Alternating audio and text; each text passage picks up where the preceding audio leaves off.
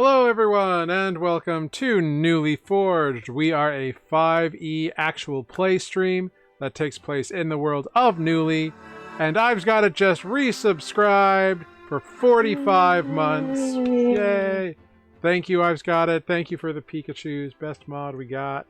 Best mod Yay, on Twitch. Pikachus! Thank you so much. But yeah, so we play D&D in the world of Newly that came out of my brain, and 6 of my friends are brave enough to play in. Cause they be wacky, yo. They be wacky as Jingle's balls, I guess. I don't know.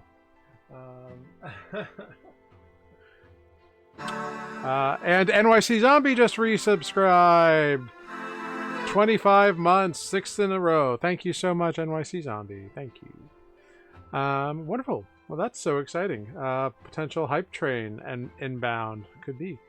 Anyway. Tonight, unfortunately, we will not have Mike, who plays our bardlock Renata. He is currently in Dublin with his wife, having a vacation there. So, good times. I was gonna say his Instagram says he's in Temple Bar. Yeah, I think that's in Dublin. It is. Oh yeah. Well, there you go. It's the party. It's Party Central in Dublin. Woo! That tracks. I wonder if he's playing his guitar. Definitely. Amber, who plays Ozo, and Matt, who plays Corvus, will be joining us this evening. They are just running a few minutes behind. And Tanner, who plays Lenine, is here. He just had to bring the dog out, because that's what dogs are like. But that's okay. In the meantime, let's go around and introduce ourselves and our characters and all that stuff. Why doesn't one of you go ahead and roll me a D31? Ooh. Yeah. That's not a real die. Looks like you're doing it. Or I can do it. I don't care. I'll do it. Go for it. Who, me? I'm not doing anything. I got it. Although I might have gotten a D31 in my terrible D&D advent calendar, which is producing nothing but like faulty dice and like misshapen minis. It's great. Wow. Not to like put that on blast or whatever, but like I mean I don't know what the brand on it is. It just, but it's meant to be. Yeah, just like generic stuff, and it's just failing at everything. Yeah. Sad. I've yet to get a die that actually has all the numbers on it. Or that's a regular shape. Weird. Is it like sounds fun. The D&D die misfit calendar? Yeah, and all the minis are like missing one arm. Wow. Yeah, it's pretty ridiculous. That is something. Well, in the meantime, introduce yourself, your character, and answer the question: under ordinary circumstances, what would your character consider to be a crisis? So again, introduce yourself, your character, and under ordinary circumstances, what would your character consider to be a crisis? Hello, Taco-san Mashu. Thanks for the little dancing dinosaurs. Very cute. And we'll start up at the top of the ladder rungs with Sarah. Hey, I am Sarah. I play Andra Greyspark, the halfling wizard. And I'm pretty sure at this point in her life, she considers a crisis any member of her family contacting her. Fair. And how about you, Tanner? Hi, I'm Tanner. I'm playing Lunine, the Hexblood fighter. You sure about that? I don't know. I've played 90 hours of Warhammer this week, or in the past 7 days. So I don't know. I don't know who I am. Anyway, crisis, social situations. Interesting. Okay, very good. And next he up... just doesn't particularly care for totally what they entail. Yeah. And next up, we've got it looks like we're getting a Matt. Yo. Yo, yo, yo. Now we're gonna go over here, and I'm gonna do a quick little thing. Matt, go ahead, introduce yourself, your character, and answer the question: under ordinary circumstances, what would your character consider to be a crisis? Good question. Hi, I'm Matt. I am also Corvus, and he is also a human rogue of the Phantom Order. What would Corvus consider under normal circumstances a crisis? Mhm. I guess I'm gonna try to make up something that might be past experience for them. Like a job gone wrong, having cover made, or failing a mission, having any of those things. So just like having a I imagine that when they do heist or missions or whatever, there must be like a plan A, plan B sort of scenario. So if we're at plan C, that maybe it's a crisis. Fair enough. And to round that out, we'll bring it down to Jeff. Hello, I'm Jeff. I play Selenar, an elf druid of the land from the coast. He goes into crisis mode really whenever there is any physical danger. He is not often in physical danger, so that is he has questions about mortality in his mind often. So It's a pretty good answer. Yeah. I think I would agree also. he really doesn't want to die young, and for Da- him, he is still quite young. Danger bad. Yeah. All very good answers and very solid reasons to be a little wary of things and feel a little stress in the moment of crisis. Thanks for looking out. I've got it. I was working on it live. We haven't had this arrangement of players before, so I needed to do a little live, little swap around thing. But it's all good. Yeah, No. it's you. It's just the combination. It happens sometimes. Sometimes I can get ahead of the game. You have to ask if you're the booger. It's you. It's all your fault. No, and my name is Jared. I'm your humble dungeon master here on Nuuli Forged. And I play everyone and everything else that is not the 6-player characters. So there's lots of different people who go into crisis at different things. But that's okay. That all being said, let's dive into last time on Nuuli Forged, shall we? Last time on Nuuli Forged, the party, in pursuit of aiding Corvus's mission of investigation into one Darren Dandyfoot, returned to the Lucky Chance Casino in hopes of kidnapping and interrogating one Sulfin Denka, one of Dandyfoot's very own lieutenants. However, it seems the party was seen talking about their mission by some agents of the guild, and passed a warning on to Denka, a warning that Corvus was able to follow and intercept. Leaving his friends in the dust, Corvus ran on ahead and was able to follow Denka with some amazing stealth, corner him, and through luck and a well-planned ambush, knock the man unconscious. Seizing upon the opportunity, Corvus left the unconscious man with Renata, Andra, and Lunine in an alley, while he and Ozo and Selenar made for Calamine's lotions, so that Corvus could disguise himself as Denka and steal the documents that he was looking for, the ones that incriminate Darren Dandyfoot as trying to usurp the guild from Cash back in Mandarian. While there, after donning an immaculate disguise, Corvus entered into the apothecary and found the secret tunnel that led into the guild's headquarters, hidden below ground, presumably, hidden in the living stone of Cliffside. Hard to tell exactly where this little nodule of rock that it was buried into existed, but he found it, and it's like a little kind of underground tavern in there. Very interesting. While there, Corvus was able to fool Darren Dandyfoot into believing he was actually Sulfin, and managed to eventually find and retrieve the hidden ledger indicating his schemes.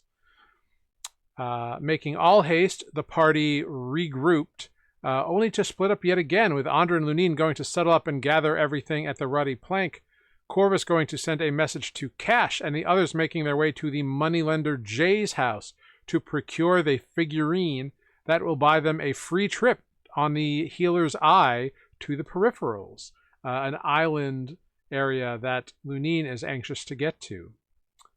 Whilst there, they learned that Jay is actually Captain Joyson's brother, and that they have been stealing and swiping this figure from one another for years as some sort of game or something. With Jay saying he would happily return the figure to his brother for a fee of 5,000 gold pieces. Whilst in the house, Renata took the initiative and left the privy window on the first floor unlocked before leaving the townhouse. Corvus then joined up with the group shortly after they departed the townhouse and was given the lowdown. The captain and the moneylender are brothers, the location of the figurine in the room, the layout of the bottom floor as far as his allies know it, and that the privy currently has an unlocked window. So, with all of that craziness that happened last episode, we're going to pick right up, and we're going to actually spin over to Corvus and Renata and Ozo and Selenar, having a little bit of discussion now. Ozo and Renata are currently a little shadowy and indistinct, but Corvus, you've just arrived and gotten the lowdown on what is going on in Jay's townhouse. Yeah, I know we've talked a little bit about this in the chat because I was afraid I'd be a little later than I was.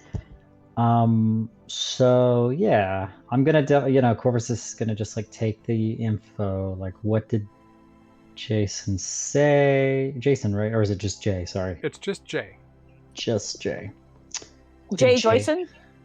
Joyson's the other one? You don't know That's what right. last name Jay uses, actually, but his brother uses the Okay. last name Joyson. Gotcha. Okay. That's what I was... Maybe that's why I got him confused. Yeah, and I might like question a little bit more like, okay, wait, so he flirted with you? Is that what it sounds like? Like looking at Renata. Whoever it was, I wasn't He was there. definitely flirtatious. Yeah.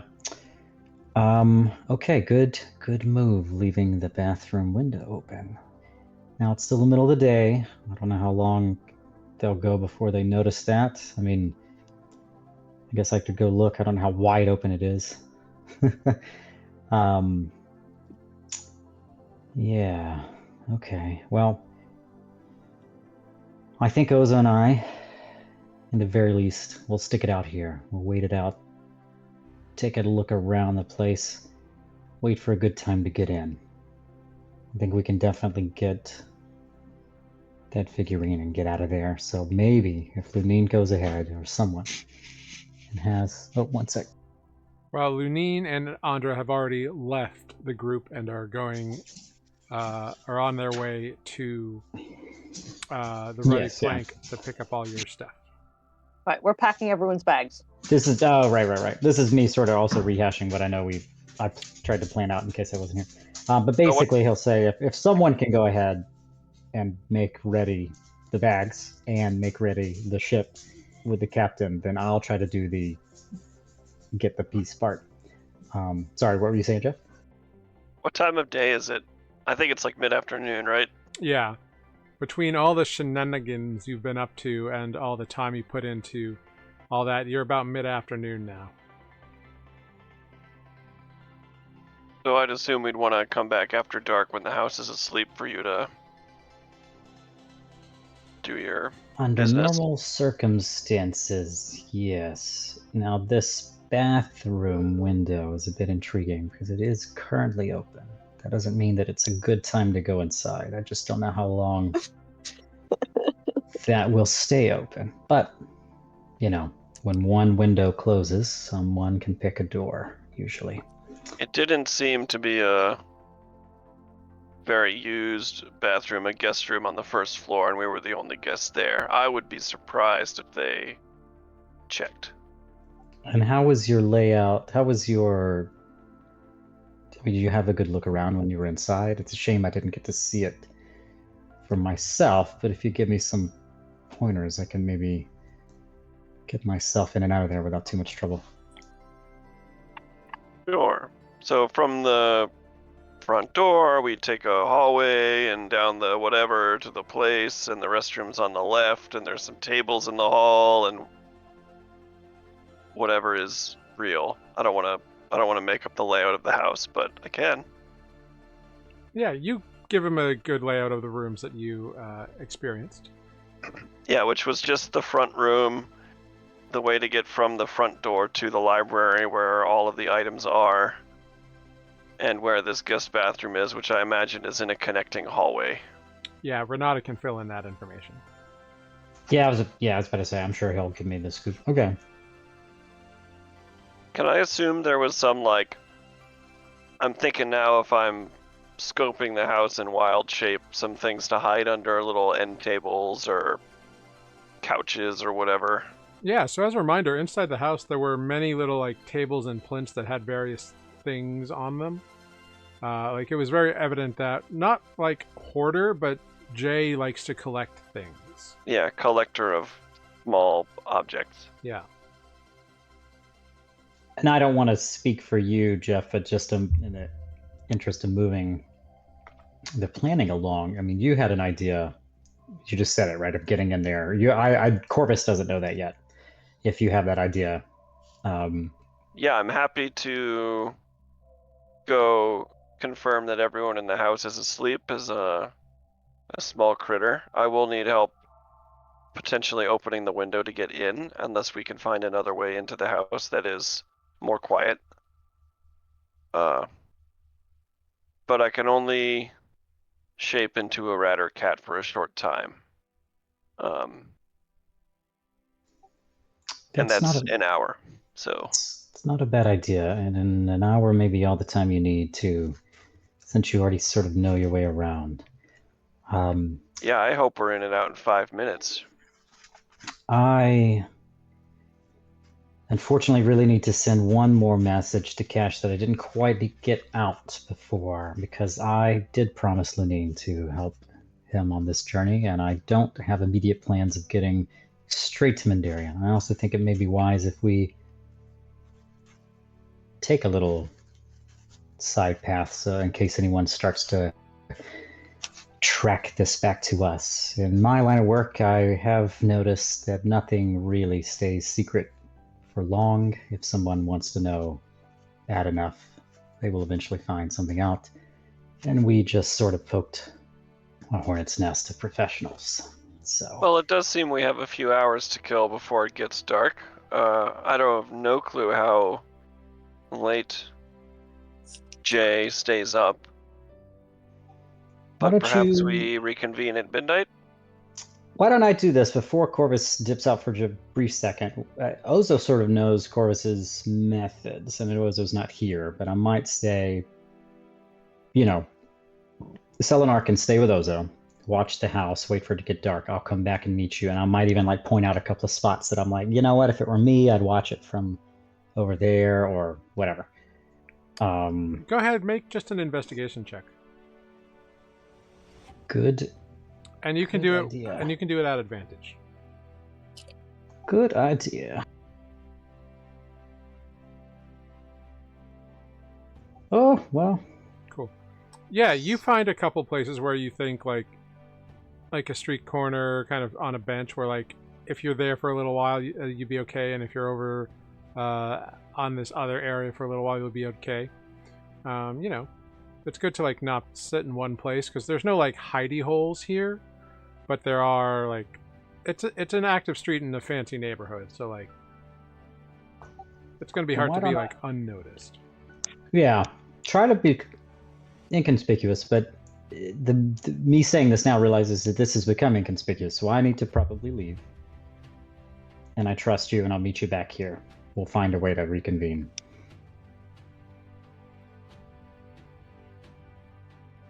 And hopefully that, I mean, I know Amber's on the way, but hopefully that's enough to like just say Ozo can hang out with Yeah. Selenar.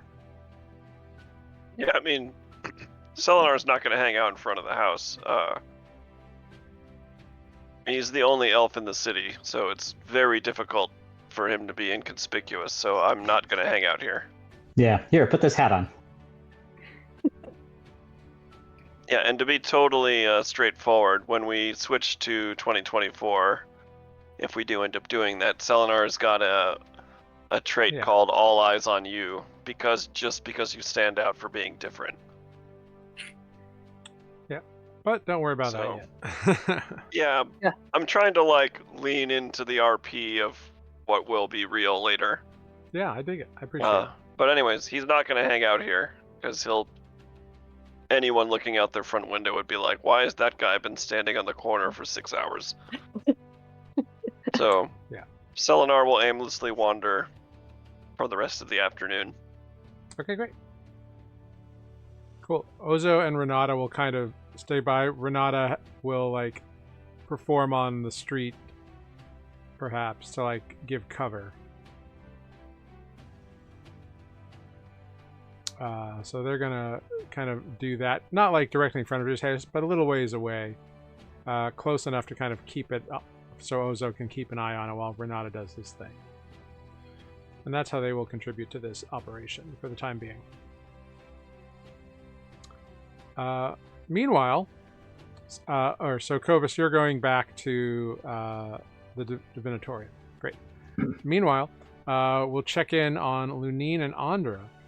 You have made your way back to the Ruddy Plank, and have set about gathering everybody's leftover bits, which there's not really a lot of stuff. Most people carry their stuff with them, but you can pick out any remaining things.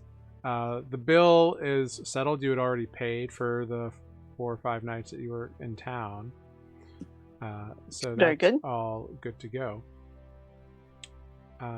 And yeah, as you are kind of like checking in and settling things up, the proprietress, Hosen, is just like, well, I do hope you've enjoyed your stay here at the Ruddy Plank. Oh, it's been very welcoming and homey. Good. I'm very glad that your package came and we could get it for you all right. Yeah, I do hope you come back and spend some more time with us. We certainly enjoyed having Mr. Soul Angel perform. That was a big draw, so anytime if he's remains in your company, you all come back again. That'd be just fine with me. We'll certainly let him know that you said so. We may be back here. It's at the moment we're not really. We're headed off. Our ship leaves soon. We may or may not be back through here. Very well.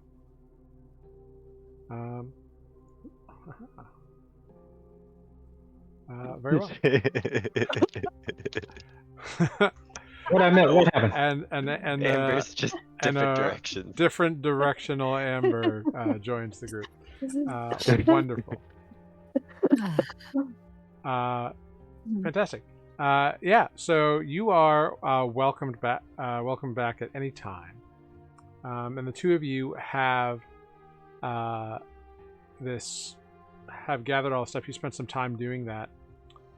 As you exit the Ruddy Plank, I would like both of you to make perception checks, please. Oh dear. Just a matter of time. I am not especially perceptive. 12. Okay. I miss being wise. Yeah. And Lunine, go ahead.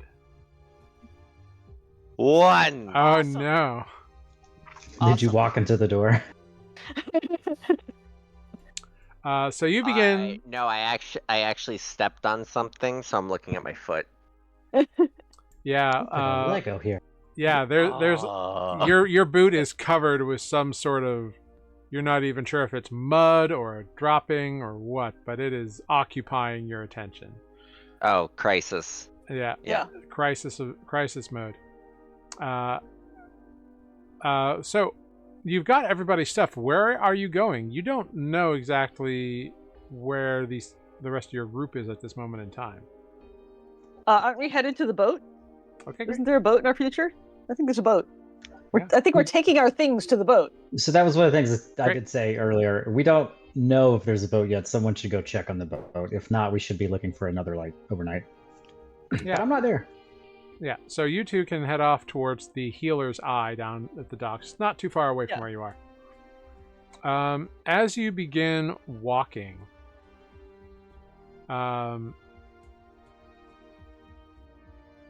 you are both surprised when a woman reaches out and grabs your shoulders from behind and turns you both around. Where? Hey, what the? What is wrong with you two? And you see the familiar woman, the face of Vala Gorsa, that woman who Corvus had been in contact with a few days ago and met and gathered information from. You remember her as the woman who overheard your conversation in the little tea house not far from Calamine's location. Great. So she grabs both of you and says, "Now come here," and pulls you off of the main road into a sideways alley. Don't touch me. Well, you were oblivious to my signals for both of you, so I'm resorted to this. Now, what the hell is going on? What We're the leaving. hell is going on? We stopped in town for a few days and now we're moving on. Well, things are in an uproar now. Pretty much Darren has set every member of the guild on the lookout for anyone suspicious and from out of town, and to get immediate reports back. So, I don't know where your friends are, where Corvus is, but, you know, all we know is that Sulfin was attacked and something was stolen. Now, I know what's going down, but everybody else has no idea. So they're going to be hunting for all of you. Well, conveniently we're on our way out. Well, make sure you're not seen, so better get wherever you're going and hunker down there. And I don't want to know where it is. Sounds good. That was the plan Sure. anyway. So, Andra will put the hood of her cloak up and glare at the woman. Kind of. you can glare all you want. She was very helpful. Please don't make her mad. I've done what I needed to do, and that's to warn you people. I wanted to warn all of you, but I don't know where the hell your friends are. You were the ones who were here, and this is where I knew you were staying. Cool. Well, I mean, do you care to go out of your way and warn them? If I find them, I'll let them know. It's I a know big Corvus city. Has to contact Cash somehow. I don't know if you know a method. I don't know a direct method. I just know the usual messenger services. Who? Okay. I don't know if your city has a magical sending service. Well, there is one that I know about. It's a divinatorium. But Right there. yeah, I can check it out. I've never been. It's up in the heart tier. Alright. Well, I'll go see if maybe I can find out something there. You two keep a low profile and get on whatever ship you're getting on, or whatever cart you're getting to, or whatever. Try to be discreet. All right. Now get out of here. And she blends and vanishes into the crowd.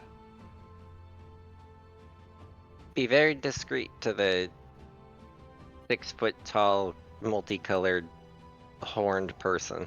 Yeah, we're always a Yeah. motley bunch. It's like, maybe we can keep a low Yeah. profile in town. Oh, the bad guys know we're here. Unfortunately, some of you are very sticky outy. And also obvious. How far are we from the dock area? Not super We're pretty far. close, aren't we? You're pretty close. You're about like maybe 15 minutes away at this point. All right. Lunine is going to cast Disguise Self Oh, very nice.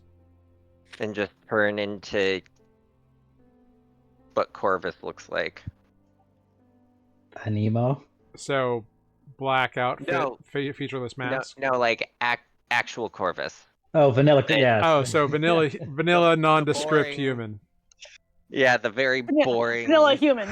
Yeah. Wonderful. I love it. Boring Corvus face. You are so disguised. Andra, are you doing anything? I don't know. Am I?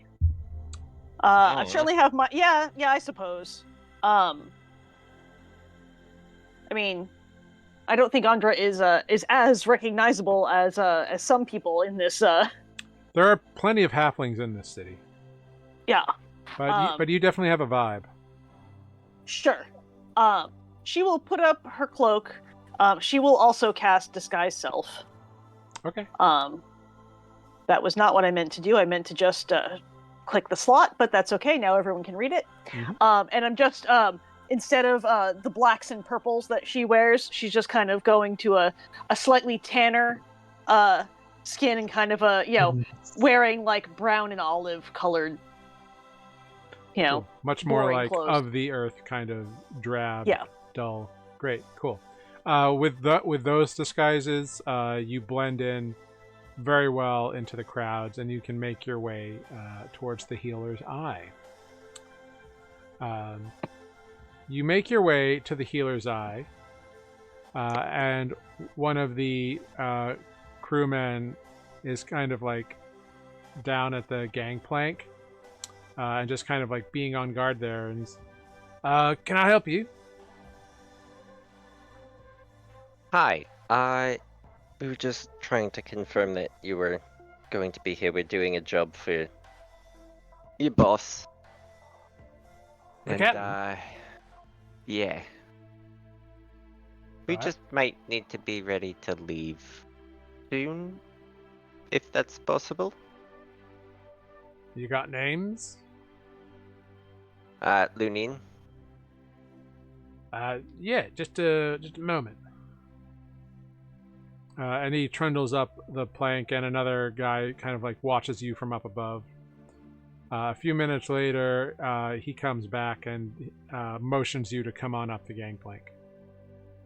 Cool. Captain's office. He's waiting for you. Just right this way. And he Thank you. shows you to the captain's office. And By the there, way, can I just retcon something if possible? Mhm. Yeah, what's up? If we're splitting up, Lunine. Wait, is it the same day as? Did you guys use the seed? Or is this the next day? It's the same day, and the seed has not been used yet. Alright, so Corvus still has it. Yes. Correct. Okay. I just didn't know because if it was the next day, I would have given. If we were splitting up, I would have given him one. But No if it worries. hasn't been used, okay. Yeah. You still got it if you want to use it. Okay. So you are shown in to Captain Joyson's office, his little room there. And he looks at you both and he says, "So my crew tells me that we might need to leave quickly now?" Possibly. I don't know all the details, but we're going. Our friends are gonna get your item tonight. All right. Great. Am I love it. aware of the people being pissed off? You have a vague sense of it. You know that ever since Corvus got back from whatever he was doing, he's been very anxious. So you know Okay. that he got whatever information he got from this guild hall of his. But you don't And- know the individual specifically. You know that And we Renata know that punched Vala out told the us to guy get you were locked watching in down. an alley. Okay, right. Okay, so the person that kind of is our boss at the moment, did a job and then got very anxious, and then one of his contacts just told us that we're gonna have to get out of town very quickly. Sounds like fun. Sounds like a trip. Well, we'll make whatever preparations we can until there was what? 4 of you? 5 of you? Oh God. There's 6 of us. 6. 6 of you. Yeah. Great. We'll make whatever preparations we can, and provided they show up with the item, we'll get out of here as soon as allows with the tides. Great. Maybe. We're expecting them this evening, possibly late this evening. Well, go ahead. You can stow your gear and make yourselves at home. And he brings you outside, and you are handed over to Corin, and she kind of shows you where to stow your gear and all that stuff. Alright. So as soon as we get here and get that confirmed, I'm gonna send Corvus a message. Oh, you're going to use the seed, huh? Well, it's only one way, Right. and it's one use. Yep. I'm just gonna say that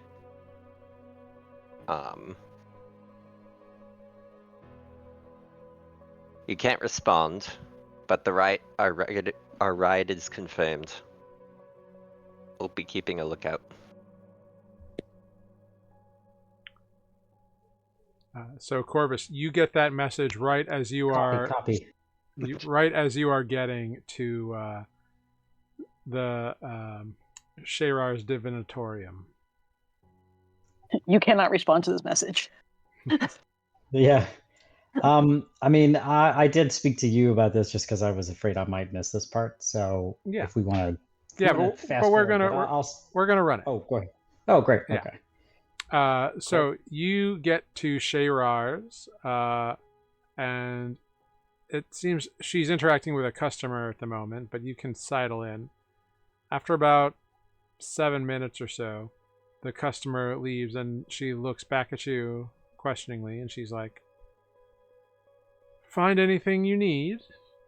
Motioning to the variety of crystals and like divinatory gear kind of stuff, or the service board. Currently I'm forgetting the exact wording that I used the last time that I was here, but I'm going to say something along the lines of, sorry, I think I left something here when I was shopping before. Well, let's go see if we can find it, shall we? Thank you. And she brings you back into that little room and kind of like crosses her arms and raises her eyes. Well, I didn't think I'd see you here again.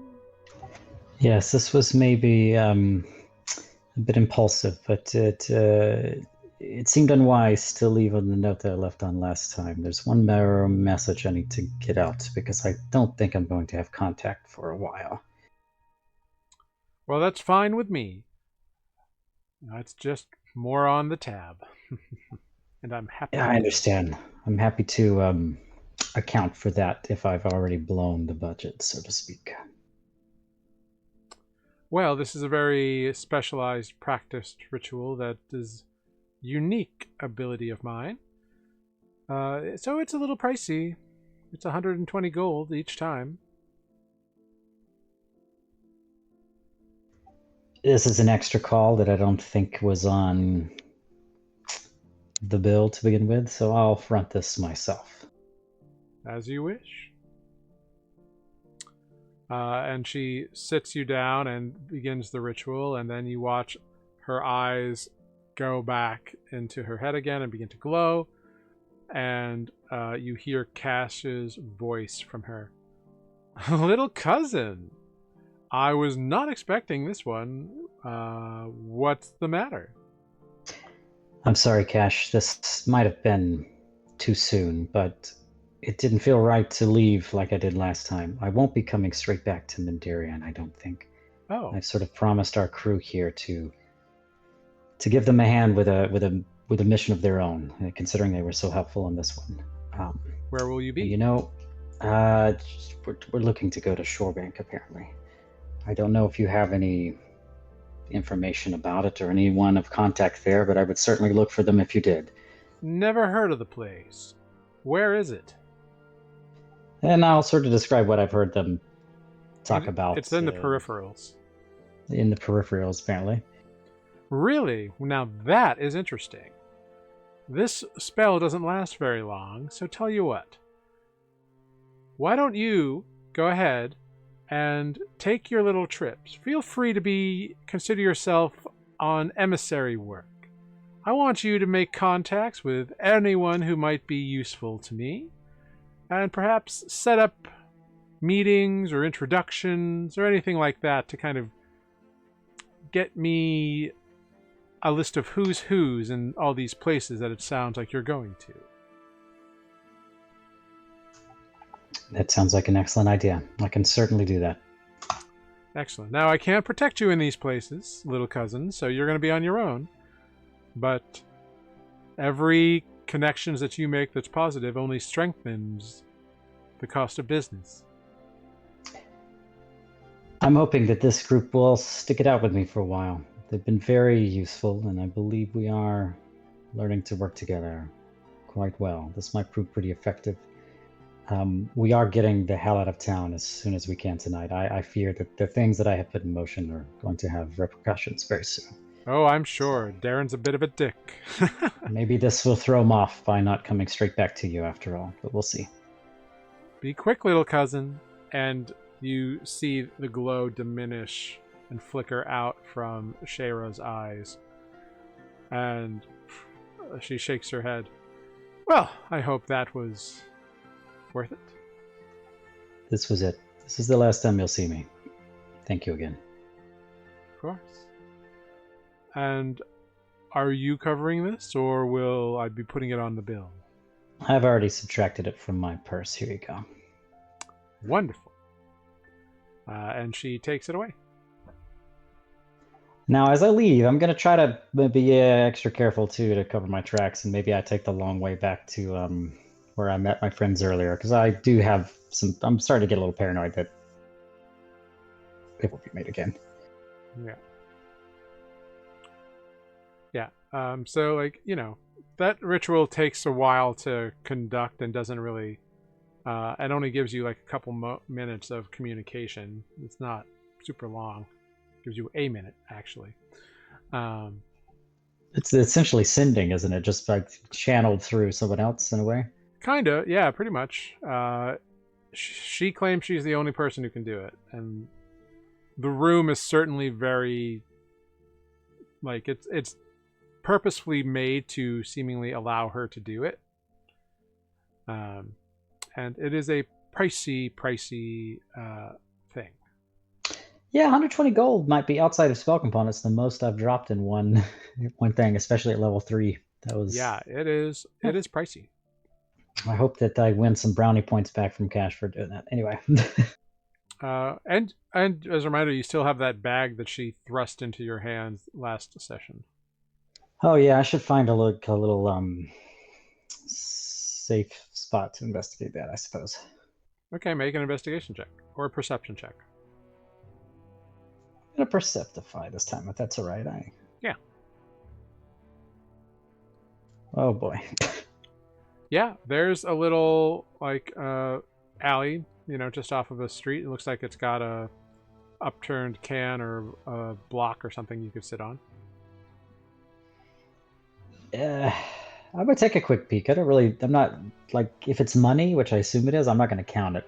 I'm gonna just trust it's there, but I am curious what's in it.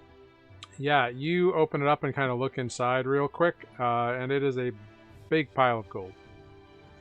Great. All right, I'm gonna put those in one of my gold pockets that I've got on my belt somewhere, and we'll count that later. It is a big bag. Oh, I see. I see. It is not little. It is big. I've been carrying this around all day, huh? Like Santa Claus. It's been in I your wonder if backpack. it's 5,000 gold. I would like to assume I've got some kind of backup plan for strapping stuff to my like bandolier or something in a pinch, but I guess it's just gonna be a thing. It might slow me down a little bit, but perhaps the You could just name put of it the in your game is not. backpack. That's fine. Yeah, that's fair. Should Just I don't add let any? Selenar put any goblins in it. Yeah, that's true. All right, in the Or backpack. gremlins. In the meantime, should I add just? I think I added a bag of things, but should I add like a weight to it? Is it? We talking like Don't it's worry like about an the weight at important- this moment in time. Okay, It's not going to impact you that much. gotcha. Okay, cool. Cool. You take this time and kind of like meander your way, taking your time, kind of looking around. And suddenly a figure appears next to you. Corvus.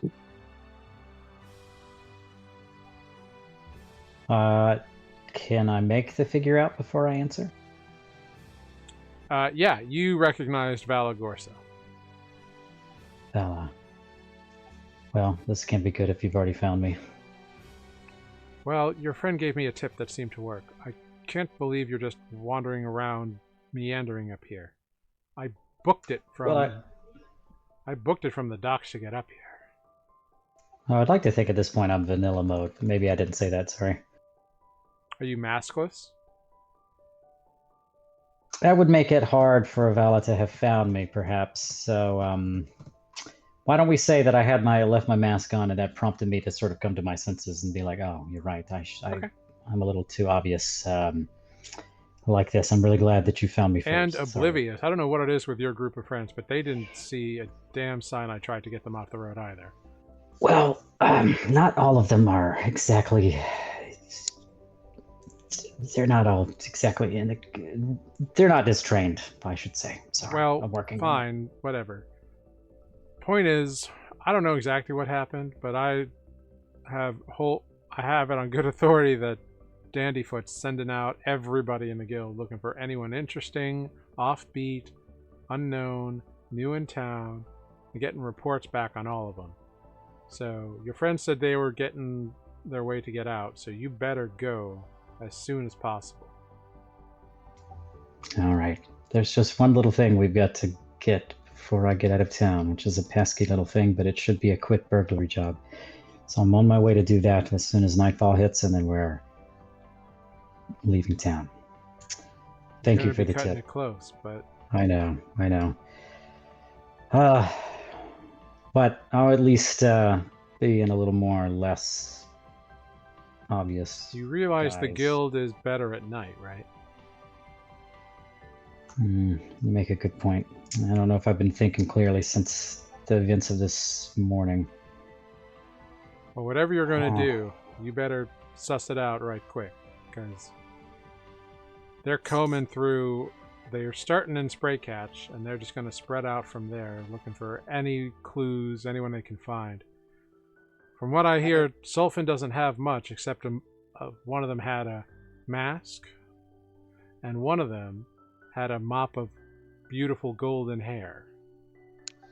Good to know. Do you know if you've run into that one yet? I have no idea.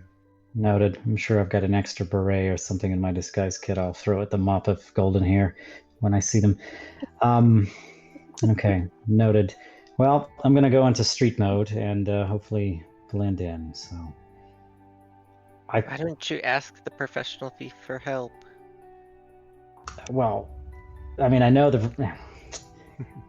I'm making assumptions here based on what I would do in their position. So I'll just say this out loud just to see what Vara says. Or Vala, sorry. I'm assuming it's better if you don't know anything. I don't want to know anything, because then if I'm magically compelled, I can't say anything. Yes, well, your help has been... It won't go unnoticed, but stay low and see you on the other side. If you're lucky. And she vanishes into the crowd. All right, the mask has got to come off now. I've been a little careless, it seems, and I need to go like full street mode. Just That's the thing about a mask. They are really helpful, but if you wear them all the time, yep, they yep, become noticeable. yep, for sure. Yeah, so I'm gonna make my way. Perhaps I try to get back. So if they're starting the spree catch and the house tonight is in the heart tier, we've got some time, but I've got to be able to get back down to the docks after the. You also do not know how many members there are here or how quickly they move. But go ahead. I would like you to make an intelligence check at advantage based on how you know about how Cash runs his operation. Still not my strong suit, but I'll give it a shot. Intelligence check.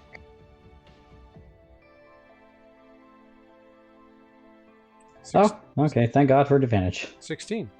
Yeah, with a 16, you know the basic patterns, so you can figure out that if it is comparable to the size of operatives that you know about in Mendarian, then Darren can have the entire city swept once within 3 hours. And you're not quite sure when the starting point for this was. Now, that's the city gets swept, and then people have to come back with any information they have to his centralized location. So, and your group probably won't be the only leads. True. Just so I'm clear, the golden mop of hair, is that Renata? Yeah. Or is that Lunine? Yeah. Okay. So I know where Renata is right now, being a fucking obvious as a. Anyway. I should probably get to him sooner than later and tell him to shut up. Wear a hat. Nothing says inconspicuous like playing music on the street corner. Yeah. And I actually might take a moment to look through my little bag of disguises, see if I have anything resembling a hat. Okay. I don't know what I would possibly roll for that. It's not Just like roll a something d20. Okay. You roll above a 10, you have some form of headwear. You just have a pair of plastic glasses with the big plastic nose Right. Uh-huh. and mustache. I guess it didn't go through. I'll try it the old-fashioned way. And a pair of alien antenna. Woof, no hat. Yeah, unfortunately, the only kind of head covering you have probably wouldn't be too helpful. It's a big flowery bonnet. It folds up on itself and then whooshes out real big, so it's not ideal. You better use that at some point. I know, right now it's canon. There I have now. a big flowery bonnet. That's excellent. Yeah, it's one of those trick costume ones that looks really big, but you fold it up and it takes up no space at all. Packs into its own pocket. Yeah. I don't know. Maybe if I've got a dress to go with it, I can get them out of here like Prince Charles style. Okay, anyway, that's the plan now. We need to just act, even if it, Great. it's not So the most ideal time. so you book it down that way. Yeah, but Great. vanilla. Yep. I did this like I'm wearing a mask, but like this, no mask. Great. Ozo. John Cena. You are hanging out kind of in the area of the house of Jay, kind of just down the street a little bit so you can keep an eye on the house while Renata is performing on the streets here. And there are pikes patrolling this area. There are well-to-do passersby, and a few children have stopped to listen. Renata seems to be doing pretty well. Not a huge pile of coins has emerged yet. Rich people are the least likely to donate to street performers. So it's but definitely getting a lot of attention and keeping attention off of you, which is helpful. So go ahead, make a perception check at advantage as you are watching the house. 19. Yes, wonderful. With a Nobody's paying 19, attention around here.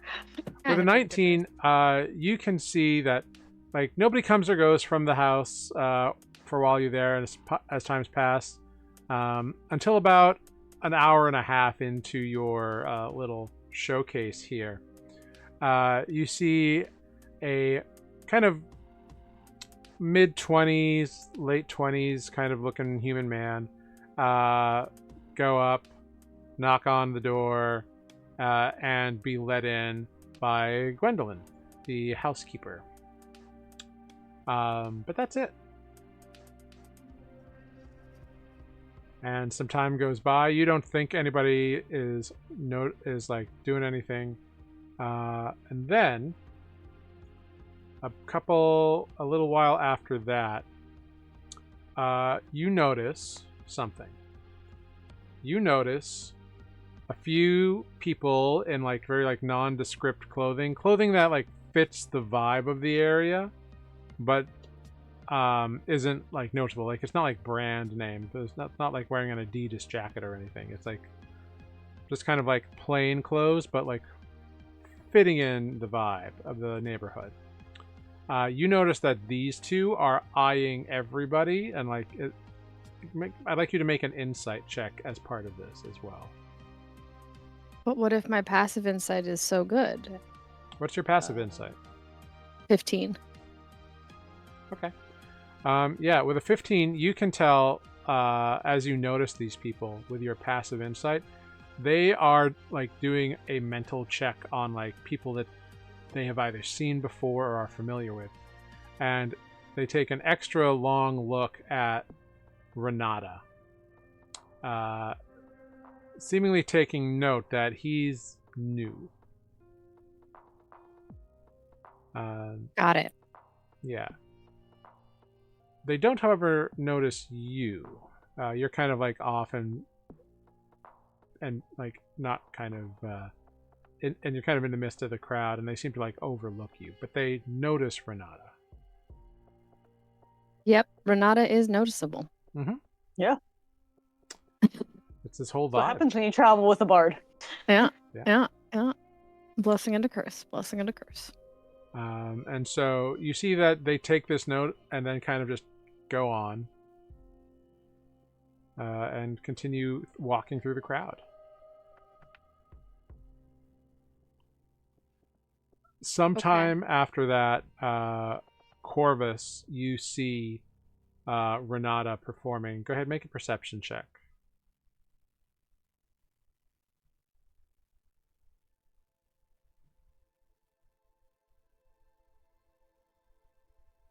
I'm not doing so hot today, guys. Cool. You see Renata performing. And you begin heading that way. Meanwhile, Selenar, during your kind of meanderings around, go ahead, why don't you give me a perception check as well?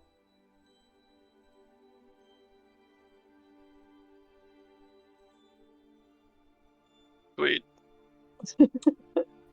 You get kind of turned around for a little bit, and people occasionally like little kids will like come up and like ask you like, "Are you an elf? Yes. A real one?" Goodbye. Selenar during this time wants to go back to the bookstore.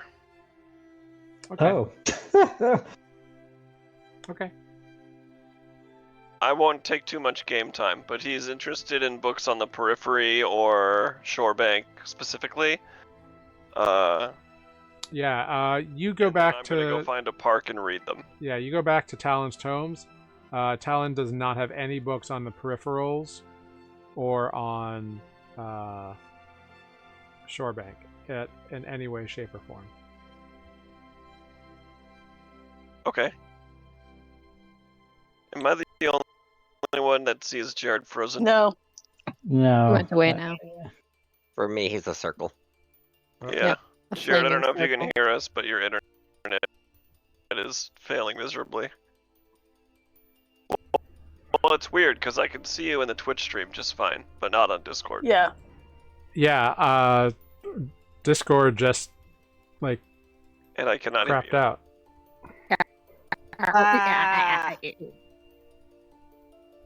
Okay. Well, Jared, if you're there, we're gonna take a quick pause here, and I will fix this.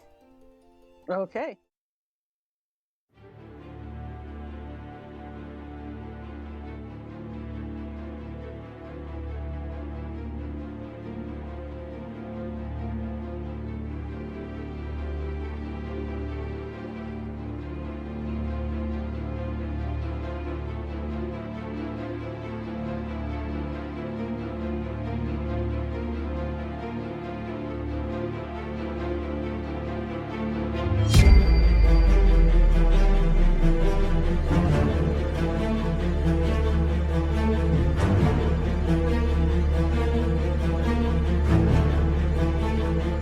I'll wait till we're All right, we are back, everybody.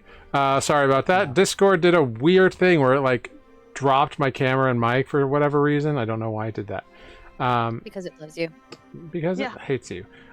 Discord, man, Magic. fix it. Okay. So, yes, Talon has no information, unfortunately, or no books on either the peripherals or on Shorebank. I ask him if he knows of a used bookstore or library that would take donations of used books. Well, there. I don't actually. You'd think I would, but I don't. I don't think there's that high of a demand for used books. Well, I suppose one of the. I suppose there's a temple to the Illuminated Mind that would probably take donations of that sort. I don't think I have quite that amount of time, but I think I've gotten about as much as I can out of this one that I bought from your fine shop several days ago. Feel free to do what you will with it. Give it away to a child, a curious child, perhaps. And I'm trying to get rid of the Cliffside of History book. So. Okay. Yeah. He will take it and say, well, I hope it served you usefully. Very informative. I don't imagine I'll see you again, but I appreciate your help the time we've been here. Oh, well, good luck with all that you do. And he... I give him some elvish bow or salute or whatever and just leave. But I don't need that book anymore, so I'm going to remove it. He gives you a nod and says, very well, do come back if you ever are in town. It's certainly wonderful to have an elven customer. A bit of a feather in my cap, if you'll pardon the expression. I do what I can. Wonderful. Well, we'll have fun on your trip, or good luck, or whatever. And you depart. Cool. So do you head back towards the heart tier area? Or where would you like to head when you leave? I've got a couple more books in my bag that I haven't really read. The one about ancient ruin, a modern interpretation of ancient ruins, and reclaiming forgotten cities. I'm just gonna find a park and read on a bench until it's time to meet Corvus, which I will imagine be about. I know we're in an underground city, but I imagine there's a dusk or sunset time. Yeah, like yeah, like most of the city, if you look to the south, you can see the scar. Like it's a big open thing, so like you can see the sky out through that. It just doesn't really have much of effect on the interior of the city. Okay, so I'm gonna find a park and I'm gonna sit on a bench reading about ancient ruins. Okay. Until it's time to go meet Corvus. Very good. So you sit down and have a little chat. Flashing back to Corvus, you find Renata in the middle of a performance on the street corner, not too far from Jay's house. I imagine that I can't just walk up and give him a message because that might be obvious, and I think eyes are on us. So I'm gonna do something possibly dumb. I'm gonna. Are you stealthing along out of curiosity, or are you just walking? Well, okay, so let me, I guess I should survey the situation. So I'm stealthing along in the crowd, yes, but I need to approach a bard who's Okay, very... roll a stealth check for me, Okay. just to establish a baseline.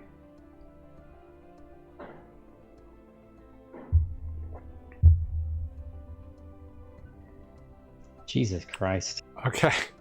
I knew this was gonna happen. I was... Ozo, you notice Corvus from where you are as he is like looking at Renata with like a oh my god face on his hand and trips over a kid and like goes sprawling onto the ground, and like his backpack bounces off, and like one of his little daggers kind of like skims over the floor, and he rushes to like grab his stuff back up, and people like, are you okay?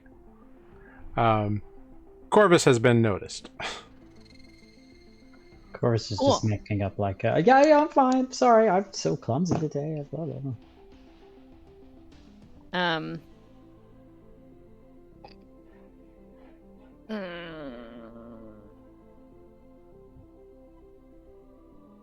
It's just a matter of time.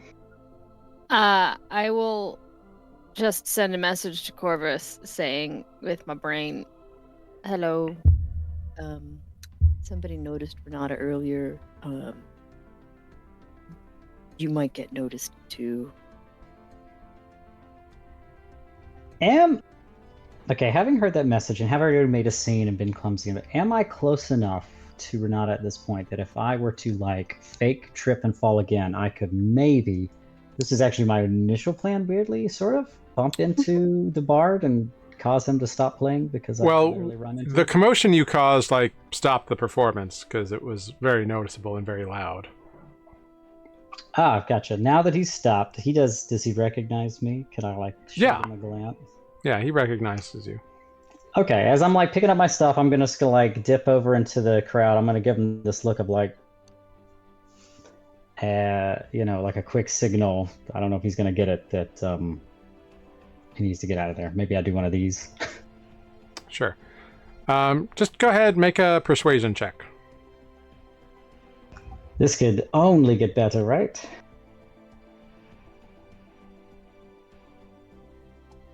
Okay. Yeah, with a 12, yeah, he gets the message. And he starts being like, thanks, everybody. The show must go. The show is over. Thank you for your indulgence. You can see he like starts wrapping things up, which takes the attention off of you. But people know you're there, but the attention is no longer on you. Yeah, I'm gonna just try to keep my head down now, I guess, and look for a spot that I can regain my composure, I suppose. Yeah, there's like a wall, like, around one of these houses that you can like go lean against. Okay, so I know Ozo's seen me, so maybe I really botched all this today. It's like the rise and fall of Corvus. Yeah, we gotta get somewhere where I can talk to them that's not so in the crowd. Is there an alley nearby that I could like seemingly casually dip into? So there's not a lot of alleys around here. It's a nice neighborhood. It's like townhouses. Oh, right. Yeah, our cover's been made entirely. I'm just gonna keep walking in the crowd as if I had somewhere to go, but slow enough that if someone from my team wanted to catch up to me, they could, and I'm hoping I get like lost and back in the mix of things. I guess I'm just sort of needing to like regroup so I can re-stealth, get my game back on. Sure. Yeah, Renata follows after you pretty quickly, just kind of like rushing after you. Ozo, do you follow, or what are you doing?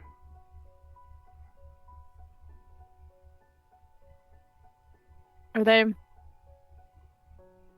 in I guess he doesn't look like he's like leaving. He's trying to reset, so I'm gonna wait and let him reset. Okay, yeah, But I might try to stay. You see Renata like rushes right up to him. Yeah, I'm gonna stay out of the way for a minute and see if anybody is noticing all of this, because I noticed the people noticing earlier. Make a perception check. Okay. Natural 20. On a natural 20, you see that there is a groundskeeper, like a person trimming a hedge, whose eyes definitely are like tracking not Corvus but Renata. And as soon as Renata rushes over to like begin talking with Corvus, you see that he's taking note that Corvus and Renata are talking, and that seems to be of interest to him. I haven't said anything yet. Are they within 30 feet? Or can I easily Yeah. slip over? Yeah. Okay. My brain will say you're being watched again. Keep moving. Gardener. Gotcha. Sorry, I'm just. Or like, sorry to interrupt. You're being watched. You should probably keep walking. Usually, you don't want to be watched. There's a gardener. It's the third person to like see you and notice Renata. They seem to know about Renata, but now they're noticing you. You could, I mean, I don't know what you will do, but Yeah, that's what's actually going on inside his brain. So, I am going to turn around and push Renata and say a little bit out loud, like, "Hey, I'm sorry, man. I just tripped earlier. Okay, I wasn't trying to ruin your performance. So you need to back off, all right? Just let me go about my business. Maybe you get out of here." Make a persuasion check.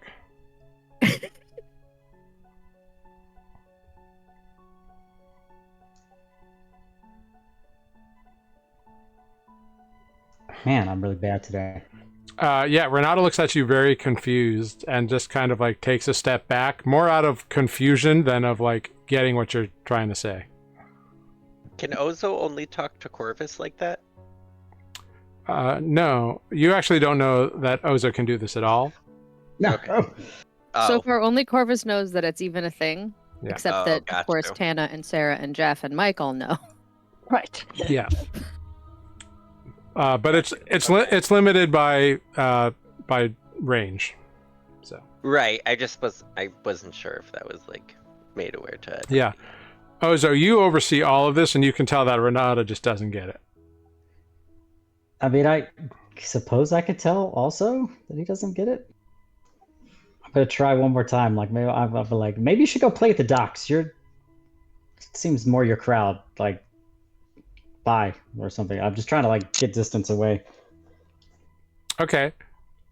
Go ahead, and this time you can do either intimidation or persuasion. I'll leave it up to you. What is the better? I'll try persuasion again, I guess. I don't know. Maybe that's why it's failing. 16, much better. With a 16, you see Renata's eyes kind of go, "Oh, yeah, definitely. Sorry." And he kind of turns around very awkwardly and walks away. Now I've really got to reset. Fuck me. This day is terrible.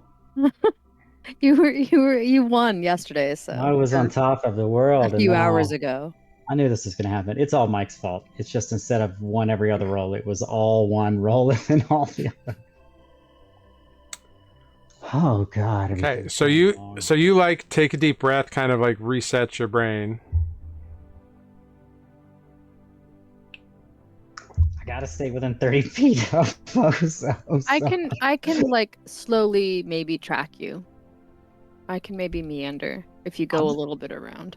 Yeah, I'm just gonna Or do like a. Go ahead. Yeah, go. Just You do could stay. You could stay in my head, right? Like you could, I guess, let me know that you're with me. Yeah. And I'll just be like, so reset. I'm here. And I'm, in my mind, I'm like, so fucking embarrassing. God. All right, so I'm gonna try to do just like a big lap because I gotta get back to the house, but I gotta make it look like I'm just sort of like left in a fluster or something. So I guess that's my plan. I'm just gonna like do a big lap and pray that I've left the, prying eyes.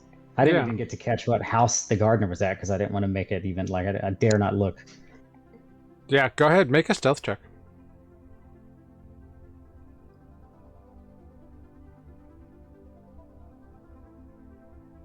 Okay, we're getting back on my 17. feet. Good. Yeah, with a 17, you're able to like do a lap, kind of blend back into the crowd, kind of change out your outfit if you want. I am definitely changing I'm switching some stuff up now. I'm kind of like, the face has been made. I need to like throw some, makeup, I don't know, do a little bit of disguise trick, change my clothes, change an article. Oh, do you do a disguised face thing?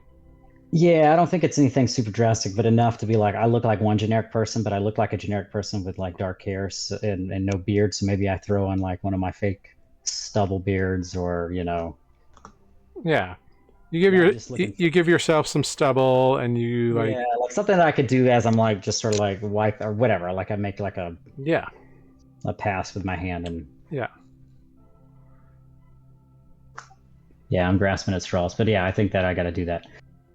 Yeah, easy enough for you to do. Like that's your jam. Yeah, this has never really happened to Corvus. Cool. Okay, so I gotta get back. I gotta like Ozo's staying with me though. So I'm gonna see if I can find my way back outside of Jay's house. I sent Renata away. I don't know where Selenar is. All I can hope is Ozo is gonna follow me. Yep. So you find yourself back by Jay's house. Ozo, go ahead, make a stealth check. Great. 23? Great. You are able to keep pace with Corvus. Make a perception check as well. 22. So you see Corvus like changes his clothes and does some makeup thing. What you notice in this moment is that Corvus like put on a fake beard, but he didn't take out a fake beard. Like he didn't actually like take out anything. He just like kind of like did something and then he had like a beard and his face was a little different. Cool. Yeah. But it's Corvus. Cool. Testing. Hello. Fortunately, it doesn't work that way. No, I know. It's a one-way street. I'm always talking back in my head. I like to imagine, even though I know they can't hear me. Yeah. You can't hear me. Why am I talking to you? I guess because it's over there. So you end up back in front of Jay's house, and we're going to cut back to Selenar. Selenar, you are reading away. And as you are reading, you hear, "Excuse me." I do this in character. on the rotating bench. Yeah. You look at the voice, and you see a very charming little halfling woman there, like she's about average size, little. So she's like not that tall because she's a halfling. Slim build, reddish hair, kind of short, like pixie cut almost. And she's looking at you, and she's like, "What book are you reading, by the way?" The book it was called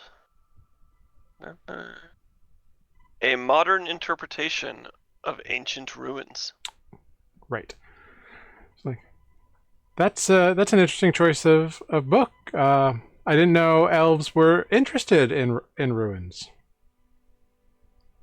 Well, as you can tell, I'm not from around here, so just trying to get some insight on the world around me. Well, I happen to be a very well-studied individual. If I can offer any insight, I'm happy to help. Do I believe this person? Make an insight check. Oh, wise one, please don't let us down. Or let you down? Uh, Not quite Nat 1 status, but may as well be. Yeah. So, like, you get the sense that she's got a reason to talk to you. Like, she wants to talk to you. You don't quite get what it is, but you can tell that her interest isn't purely about like what you're doing so much as it is about you. Oh. Oh, so what do you think about this thing that I just read in character that I have no idea what I'm asking about? Yeah. Well, some ruins across Johanna seem to match particular styles, but are in very disparate areas. Most scholars believe it to be a result of the breaking, because we know that the continent shifted and changed, and like the arid waste used to be a much lusher area, and now it's a big massive desert. So we know that things used to be there, and we know that parts of the upper northern continent used to be in the middle and or the south or wherever. So we know that the land shifted a lot. So most people tend to give the breaking as the reason as to why similar ruins pop up in different locations across Johanna.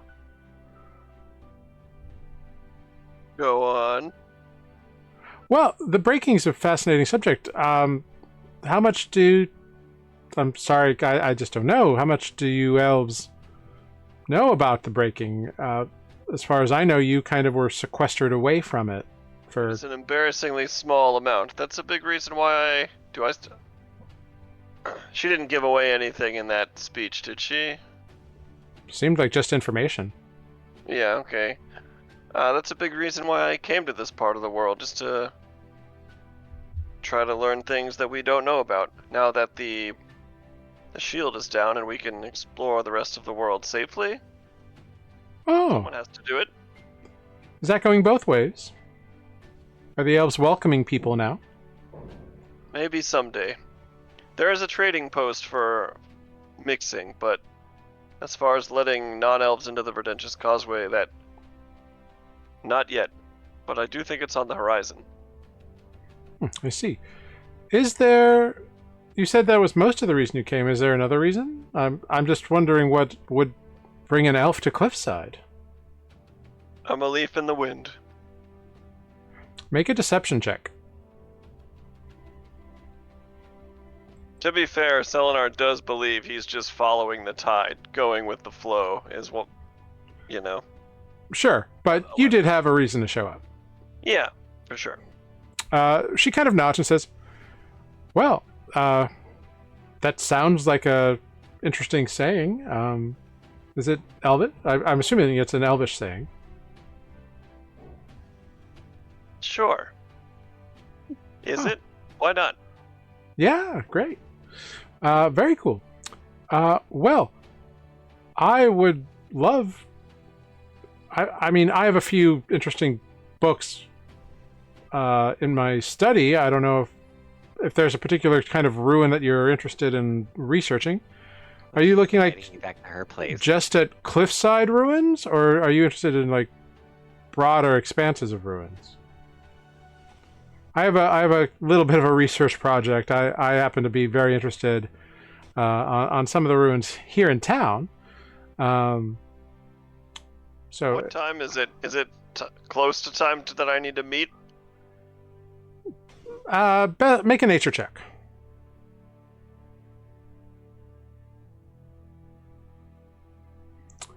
You've probably got some time. Probably not a lot, but some.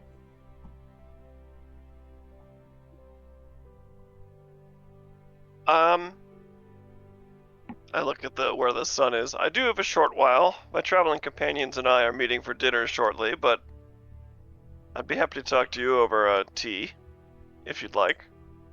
Oh, I'd love that.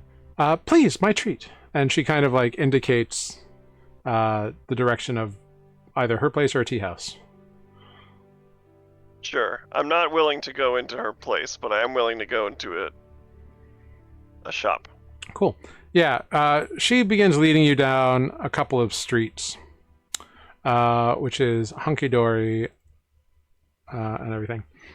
And you turn a corner down a little side street and then another one. And all of a sudden, she is gone. Wah, wah, wah, wah. You turn around and find a massive dragonborn standing in front of you with a big giant axe looking glaringly at you. And you hear a click. And Does a 22 hit you? Oh, yeah. Actually, it's at advantage, so it's a natural 20. So you take 11 points of piercing damage, and I need you to make a Constitution saving throw.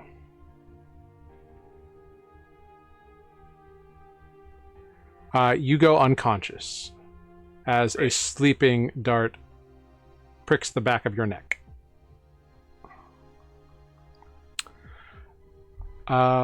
We flash back to Corvus.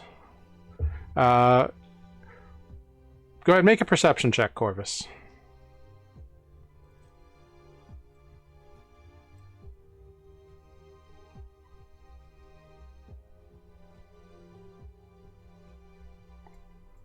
Getting warmer. Cool. Jay's house, like there's a light on upstairs. There's a light on kind of in the back on the first floor. You've seen a couple figures moving behind closed curtains on the upstairs floor. But that's it. And indeed, the night lights are like it's changing from night to light. And you see in this process that with a group of pikes, there's a few magic users walking down and just kind of pointing at the various like street lights and kind of shifting them from one mode into the other. So it looks like it's getting dusky. And indeed, the scar, there's just like a hint of a purple sky beyond it. I'm gonna say, shit, has it already taken me 3 hours to get back? Well, you've just been watching the house. I will, at some point in there, have told Corvus, like, there's a guy in there, so maybe Gwendolyn's busy. I could ring the doorbell. You know, just, I would take a moment to try to, from afar, just tell, like, here's my idea. You want to try this? What about this? And maybe we could try to convene. Gotcha. Okay, sorry, I'm just trying to make sure I understand. I'm not saying I had the best of plan, but I definitely came back to the house with the understanding that I was warned waiting could be bad. Yeah, like the couple hours that's gone by is you getting that warning, getting back to the area, making the commotion, doing the thing. Gotcha. Like, I didn't come back and then also sit on another 2 hours. No. We cut away to a different scene, and now we're coming back. Okay, just making sure. I was like, oh boy, I might have really screwed the pooch.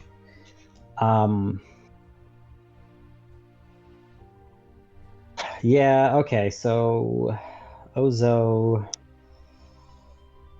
I think I gotta go in. I don't know if this is the best time. I'm sorry, I'm really doing terrible RP right now, but I'm just actively, like, I'm actually just trying to think about what I'm gonna do while I'm saying it. I need to maybe take a chance, I guess. I'm trying to think if there's some way I could get in and give you a signal that I need some backup. You saw a guy go in. We saw some lights on upstairs, you said? Mm-hmm. Guy hasn't come out. This might be my chance. Worst case, there might be like a cleaning lady or something I gotta get around, but if that bathroom door is... the housemaid? Glinda the housemaid, okay.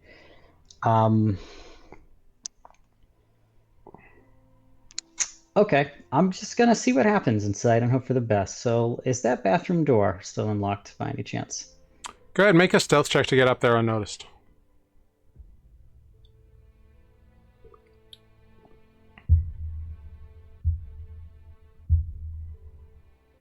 Okay.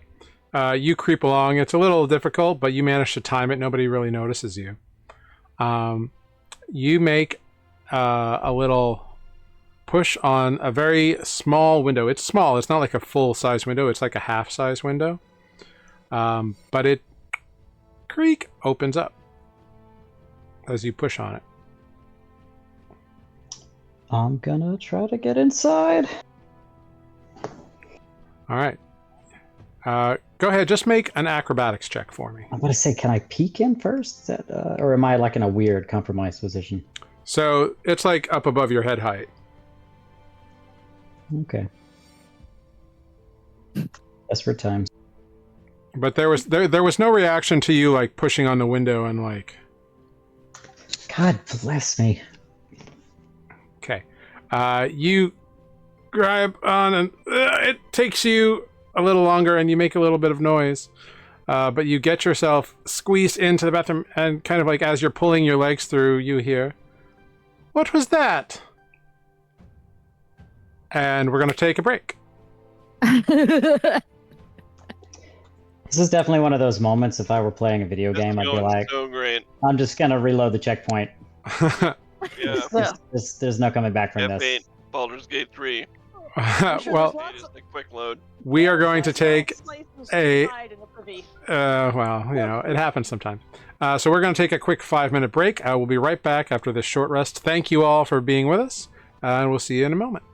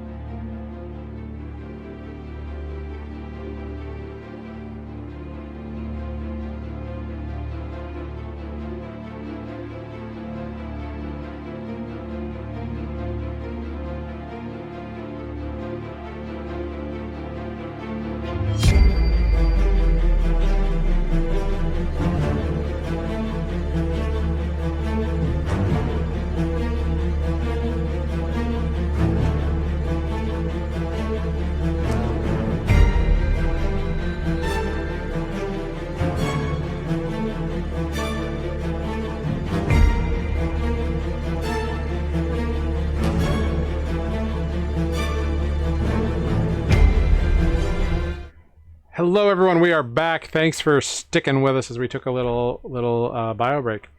Coming back into it, Corvus has just climbed into this window on the first floor of this townhouse, hoping to get in, but made a little bit of noise, and it took a moment for him to get there. Ozo, you definitely saw his legs kind of flailing and kicking for that last little bit. Oh, good. Probably not his best work. No. Ozo's gonna go and ring the doorbell. Okay, you hear that like chime, and Corvus, you see the doorknob turn into the bathroom, and then you hear the chime sing. She's like, "Oh, what is it now?" And you hear footsteps walking away from the door. I guess I gotta get out of this bathroom. Now's my chance, huh? I'm like blessing Ozo under my breath. There's probably not a whole lot of places to hide in a. The door opens, and this older woman kind of opens the door and looks. Oh, hello again. Looking to you, Ozo. Hello. So we went and talked to the captain, and I have a message that I'm supposed to give back. I guess it's part of their, game or whatever. Oh, very well. Well, do you need to speak to the master? He's a little indisposed at the moment. Yeah. Oh. Well, I guess could I come in and maybe write it down or something? Because it's pretty detailed, and he was pretty specific with some words that I don't know that I want to say to you. Make a either persuasion or deception check. I'll let you choose. I don't know what I'm trying to do. Both of them are terrible. So let's. Corvus, make a because I don't perception know why. check. Channel the Corvus. Well, but not today, Corvus, like yesterday. Do Corvus. it. Do a perception. Right. What is going on? You don't know what's going on, but you know that the footsteps walked away from the door. Okay. I think I sort of remember Selenar's instructions, so I'm gonna try to quietly go out and see if I can make sense of what direction the room of stuff is. Make a stealth check. Yeah. Love that. Oh god, finally. Natural 20. You seep into the floor. You silently open the door, you put pressure up on the hinges as you do it, so it makes no noise, so there's no creaking. You close the door behind you. You move silently down the hallway, and you see as you're kind of up against the wall, with a set of stairs there. You see down this hallway to the foyer where Ozo is busy talking to this woman, and you expertly duck into a room on the right, which has all these plinths and a big fireplace that is currently not lit. And there are all kinds of knickknacks and whatever on the plinths and on the shelves and all over the place here. Ozo, back to you. Glinda kind of looks at you and she's like, I'm sorry. Generally, we don't allow folks inside. If you wish to convey the message to me in whatever briefest terms you think you can, I will make sure the master gets it at the appropriate time. Okay. I didn't. No, it was a natural 20. I'm just gonna have faith in the Corvus. In Corvus we trust. Well, to be honest, there's a lot of swears, and it was pretty rude, so I don't really want to say it to you. As long as you don't think it's me saying it to you, then I could start. Oh, I understand. Go for it. I'm not a dainty flower, dear. I've spent my fair bit of time in a bar. Oh, okay. I'm just, I just want to be polite because you're so nice. Thank you, dear. Well, basically, something like this. He said something like, "You ugly burrito, why are you such a jerk? 5,000 gold is ridiculous. You couldn't wait to get out of the womb, but I should have eaten you. You This look of confusion and horror just like washes over her face. even Corvus is like, just you wait until it's Clutching my my turn. I'm gonna get you good. I'll see you at next eventide. I'm gonna tell Mom about that time in middle school." Okay. Go ahead. Jeff requires a transcript. One of the weird things Ozo has ever heard people talk about with siblings while sitting on street corners being confused. Go ahead. Make a persuasion check with advantage. Oh Lord. It's still too late. Oh God. She just kind of, okay. Well, I will definitely pass on the gist of that message to Master J. I'm sure he'll contact Captain Joyson as soon as he feels like it. They don't seem very nice to each other. That's no. Well, I don't get involved. Well, you be safe out there and have a pleasant evening. Goodbye, dearie. Okay. And she just closes the door goodbye. in your face. Oh, okay. Did I manage to get anything done during that, or was it too risky? So you are silent. Like, she has no idea you're there. So you can make an investigation check at advantage because you are silent and everything. Okay, that was excellent, Ozo. I'm telling you thank you in my mind, even though you can't hear it. Jesus Christ. Cool. You're looking around, and you watch as this woman goes, "Now, to check out that bathroom." And she heads back into the bathroom, totally walking right by the room that you're in.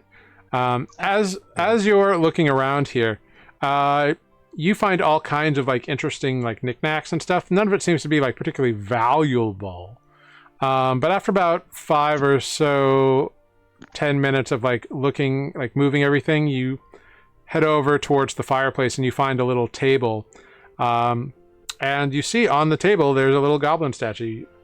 It's kind of dark in here, like you're just using like the reflected light from the hallway. But it might be red or it could be brown, but there's a little goblin statue. It's about this big.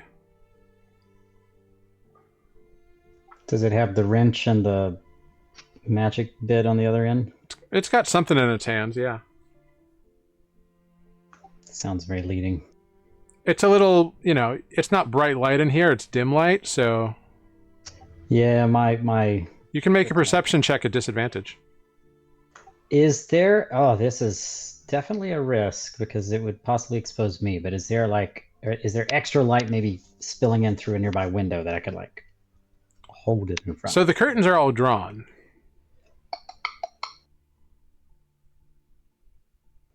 I'd have no way to know. Let's try for a perception check, and if I can't see it, I'll have to think of something else, I guess. Okay, yeah. Make it it's a disadvantage because it's dim light.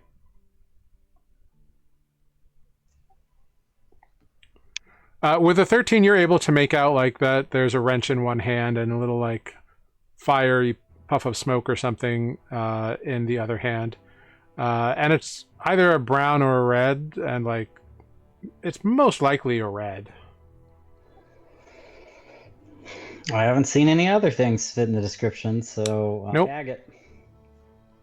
Cool. I gotta make my escape. I would...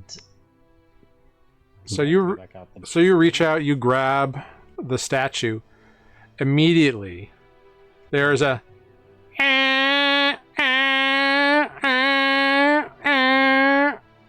as you hear a little magical tone be emitted from a rune that now glows on the center of the table that it was sitting on. you've triggered some form of an alarm.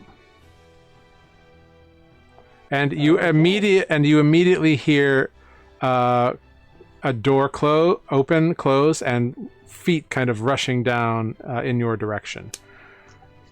The only way I know how to get to quickly would be, I guess, the bathroom. Yeah, there's the bathroom, and you saw where the front door was. So what are you going to do? Is the front door closer to me physically right now? Yes. I should make for the front door then. Is there also a window in the room? Curtains are drawn. I mean, what's closer, the door or the window? What do you want to do?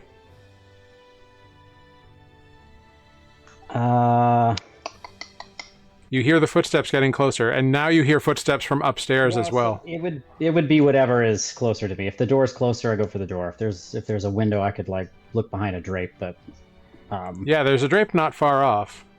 You open the drape and see the window, and go to open the window, and the window is locked. Don't have time to push it back to the door, front door. Maybe you can unlock it from the inside. Yeah, you book it over to the door. You see this older human woman kind of rushing down the hallway. Hey, stop right there! Thief! What are you doing? And there's still a ping. I'm not going to stop. And you see a tiefling begin to descend the stairs. Very well-built tiefling in a bathrobe that is like mostly open, really. Very impressive tiefling. You get to the door. Give me a sleight of hand check to like unlock this door here. Oh boy. Oh. Yeah, 20. Real quick, you throw back the deadbolt, undo the chain, and are out the door running. And this older woman kind of says, "Thief! Thief! Pikes! Pikes! Call the pikes!" Gotta get some like Assassin's Creed going and start climbing the building or something. I'm to disappear. Yeah, you hear this noise and see Corvus like rush out the front door, and this woman comes. And you're already still hidden. I say as I run past. So you begin to book it. We're going to cut now back to Selenar. Selenar, you come to... Drowning in a river. No, you come to in a little room with a very large dragonborn, kind of like bluish black scales, massive like upturned horns, with that big axe, as well as that same halfling woman and a couple other figures clad in black with like bandanas over their face, so you just see their eyes. And she's like, "I'm really very sorry about this, but we have a few questions we'd like to ask you, if that's all right." Could have just asked them. Well, you see, you say that, but you kind of didn't tell me the whole truth about why you were in town, and that was kind of a thing. And long story short, we're looking for some people that maybe you know and maybe you don't. That's totally up to you. I'm beginning to feel the partial truth goes both ways. Well, you'd be right. Although if it makes you feel better, I actually do like a lot of history and lore, so I do know a lot. But, business before pleasure, as it is. Now, if you'd be so kind, who did you come here with? I assume you did not come to Cliffside alone. As you said, you had to meet with your friends for dinner.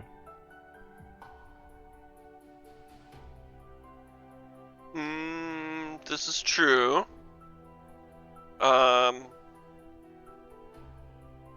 Selenar is very uncomfortable. Obviously. Yeah. As are we all. I tell her we came... Let me pull up my notes, sorry.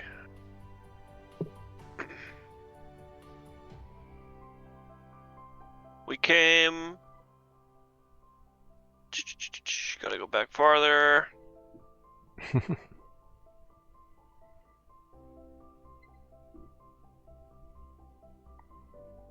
God, my notes are such a disaster. I need to organize this better. What are you attempting to? What was the name of the first ship we were on? So I'm gonna tell her we came to Cliffside with a shipment of rugs from the Verdentious Causeway. Basically, I'm gonna give her 80% truth. Okay. I want to avoid any of our party's names, and I'm not gonna say the word cash yet. But we did come here with a collection of rugs with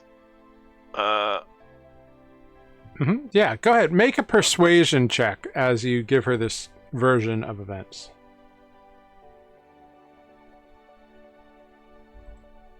Very nice. that was almost a nat 1. It tipped over at the last second. Very nice. She kind of like looks and listens to your story, and then, all right, fair enough. Little mercantile business in town. I'm tempted to believe that you came with other elves. No. There was a small band. I'm thinking to myself, I can't possibly claim there were other elves because they would know. Stands to There were reason. other elves in town.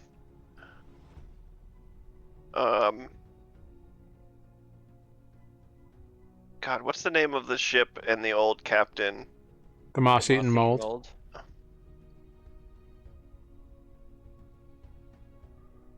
Yeah, we came on the moth-eaten mold. There was a small band of us, bodyguards that I had traveled down from with the ship. I mean, the shipment came from my hometown, more or less. I don't know if you've heard of, if you know much about the Verdentious Causeway. We had talked about it briefly. There is a trading post. That's where I was. And these bodyguards were human?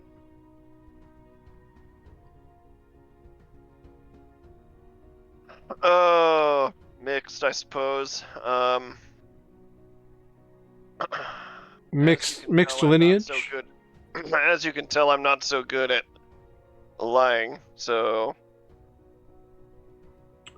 Well, that's refreshing to hear. I do hate dealing with liars. Now, why don't you describe your friends for me? I decide. Yeah. Well, there were 3 of us. Myself, a tall half-orc gentleman by the name of Sharandra, and another third of us, a human named Bob, who we picked up on the road. He was actually quite fascinating and also very interested in history. Go ahead, make a deception check. Can I make it a persuasion check instead? No, because this time you are flat out lying. All right. Well, the And bad Bob. rolls continue. Yeah, she's like, we were doing so well. Obviously, you're lying about the people you came here with, which makes me feel like you're trying to protect them from something, which makes me wonder if you aren't involved in what's going on here. Well, truth be told... Because if you weren't involved, why would you be lying about it? It's clear she knows I'm lying, right? Oh, yeah. Truth be told, you don't know what I did. I don't. If that helps you. And I don't really care about cash either. So, truth be told, we've been traveling with our group for the last several weeks, and they have been very nice and friendly to us, so you can't blame an elf for trying. Fair enough. Now, why don't we start again? Why don't you try describing your friends for me for real? Okay.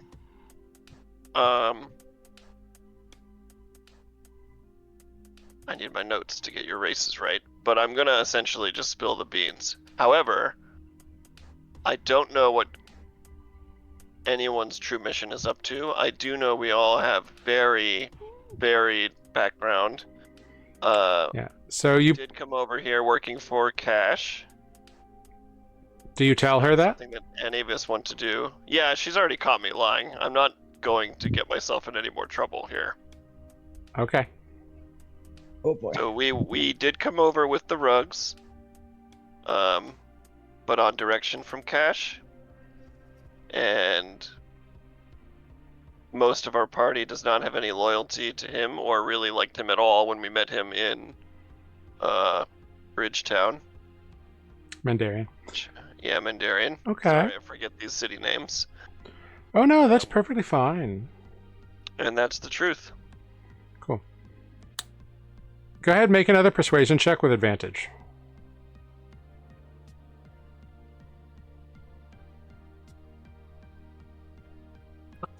Okay. 18. See, it's so much nicer when the truth comes out. Now, I believe that you are not involved in whatever may be going on in town. But I think you know who is. Which puts me in a bit of a sticky wicket of a position here. I certainly don't want to harm you, and certainly don't want to get it, because I'm sure if an elf disappeared in Cliffside, there'd be investigations and all kinds of things. So I'm inclined to let you be on your merry way. But if you know anything about where your other friends may be, it would be a good time to tell me. Because that could help cement your own freedom. And unharmed freedom as well. Last I knew, they were going to go send a message to Cash. I do not know where they are right now. Okay. Is it still before sunset? You don't know. You're in a, dark Sure, room. I guess that's true. I have no idea where it was. Yeah. Very well. Do you know where they were going to send this message, or where they were when you last saw them?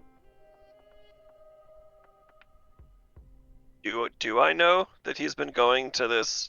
You don't know he's been going to the divinatorium, but you would know roughly where you last saw him. Sure. I just tell her we were in the heart tier, and he was gonna go send a message to Cash.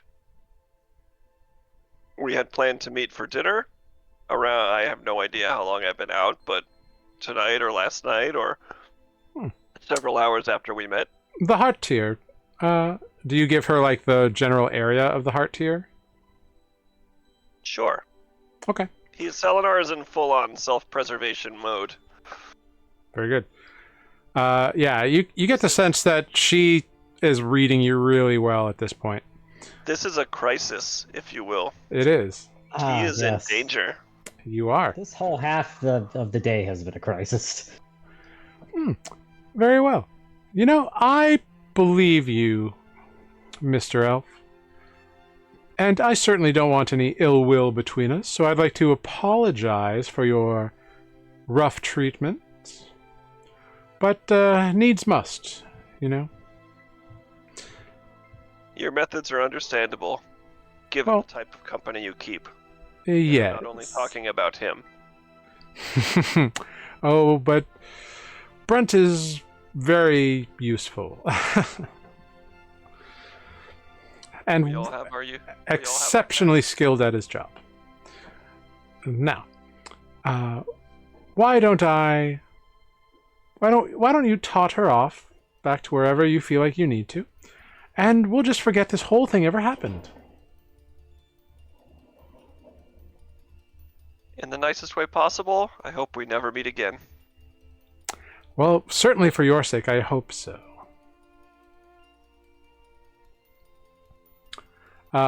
And she nods over to the two figures clad in black.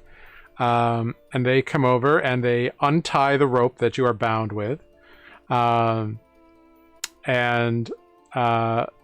one of them kind of like motions in a direction, and you see the tall, massive dragonborn just steps 90 degrees and reveals a small doorway that he was in front of. Like, he was literally a wall in front of this door. Yeah. Yeah. I pause for just a moment in front of the door, give a nod, and then dip out.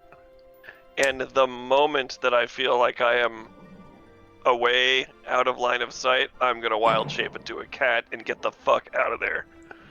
Okay. Go ahead. Make a stealth check as a cat.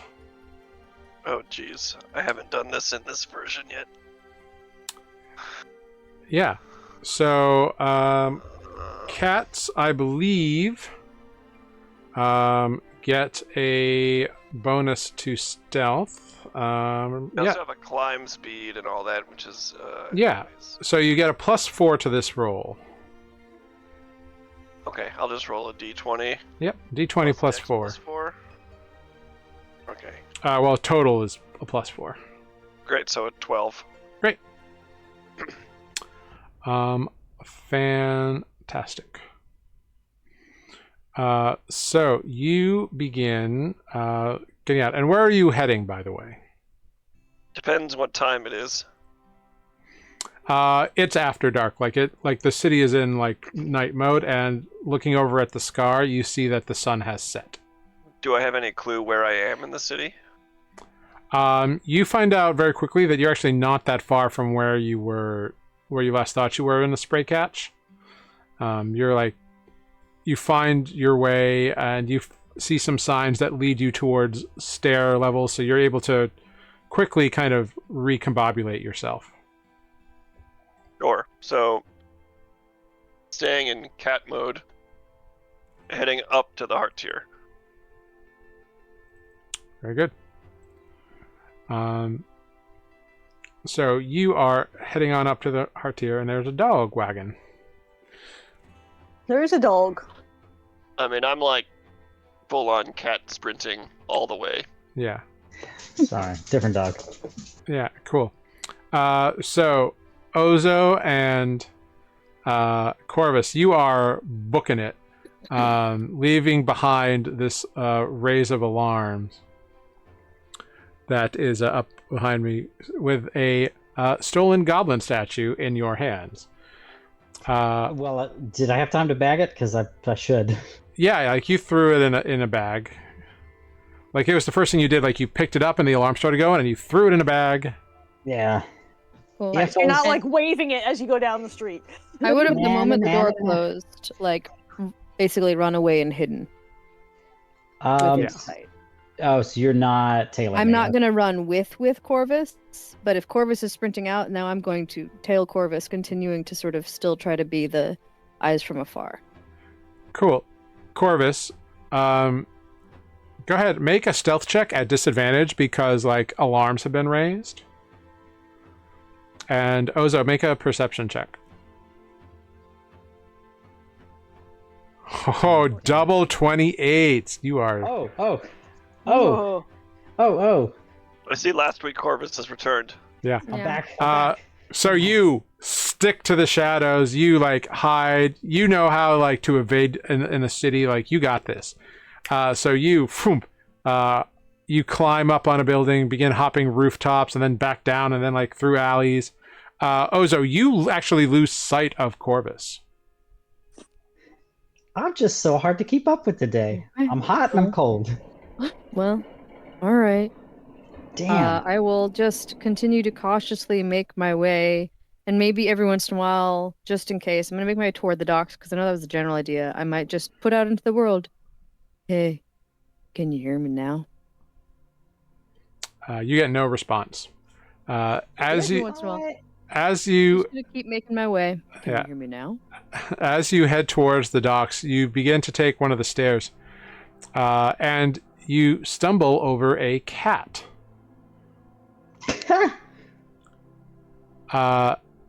Oop, pardon me. Selenar, you recognize Ozo pretty much like trip over you as you're creeping upstairs back to where you're going to meet your friends.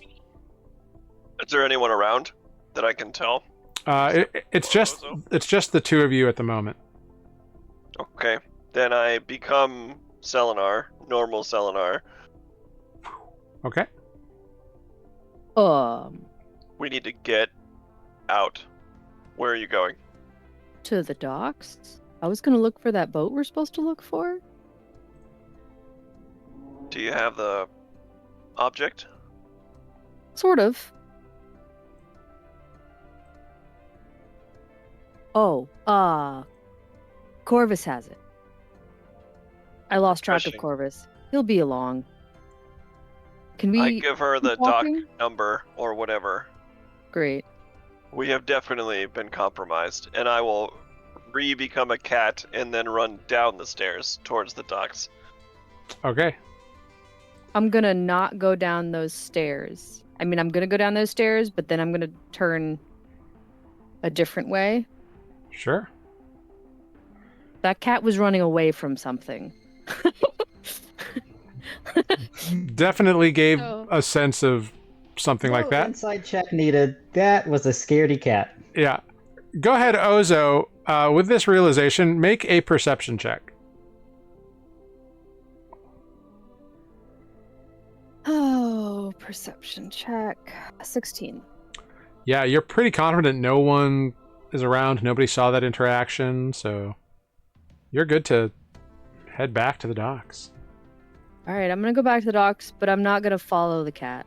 I'm gonna just keep making my own little way quietly and as sneakily as a small, strange-looking halfling can. All right. Cool.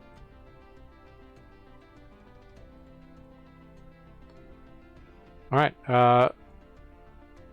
Corvus, you are evading things. You get kind of away from everything to a quiet neighborhood where nothing's going on. You kind of like can take a moment. Where are you heading now that you've like lost the heat, as it were? This has gone so off the rails. I too need to make it to the dock, but it is abundantly obvious that we could all get tracked there and lose our shot. So I think as I approach the docks, I just need to ramp up my guard, maybe even slow down a little bit just to make sure that I don't have another slip and get caught in a trap. Yeah. Considering that I was sort of made again, I think I need to do another little like quick and dirty. Maybe the beard is gone, maybe it's a mustache now. I just need to like do a swap. I could do I've still got the mask on, so maybe I just like peek it out, do the thing or whatever, keep the mask back on. As long as I think I'm hidden. If I think I need to get back out in the open, I'll take out the mask because I know that they might be looking for a masked person. Safe bet. What's up? Safe bet. Yeah. Safe bet. So like maybe when I get to the docks, it's time to sort of demask as a. Well, you haven't made it to the docks yet. You're like still up in the heart tier. You've just gotten like out of the heat area. Okay. I need to. Yeah, I guess I'm gonna try to keep stealthing down to the docks if possible, knowing that people are looking around. Okay. And if I get to the docks, maybe I act casual. So you're stopping. You're re-disguising yourself in some capacity. Yeah, probably just a quick. Okay. Great. You do that. Are you doing like a full costume change?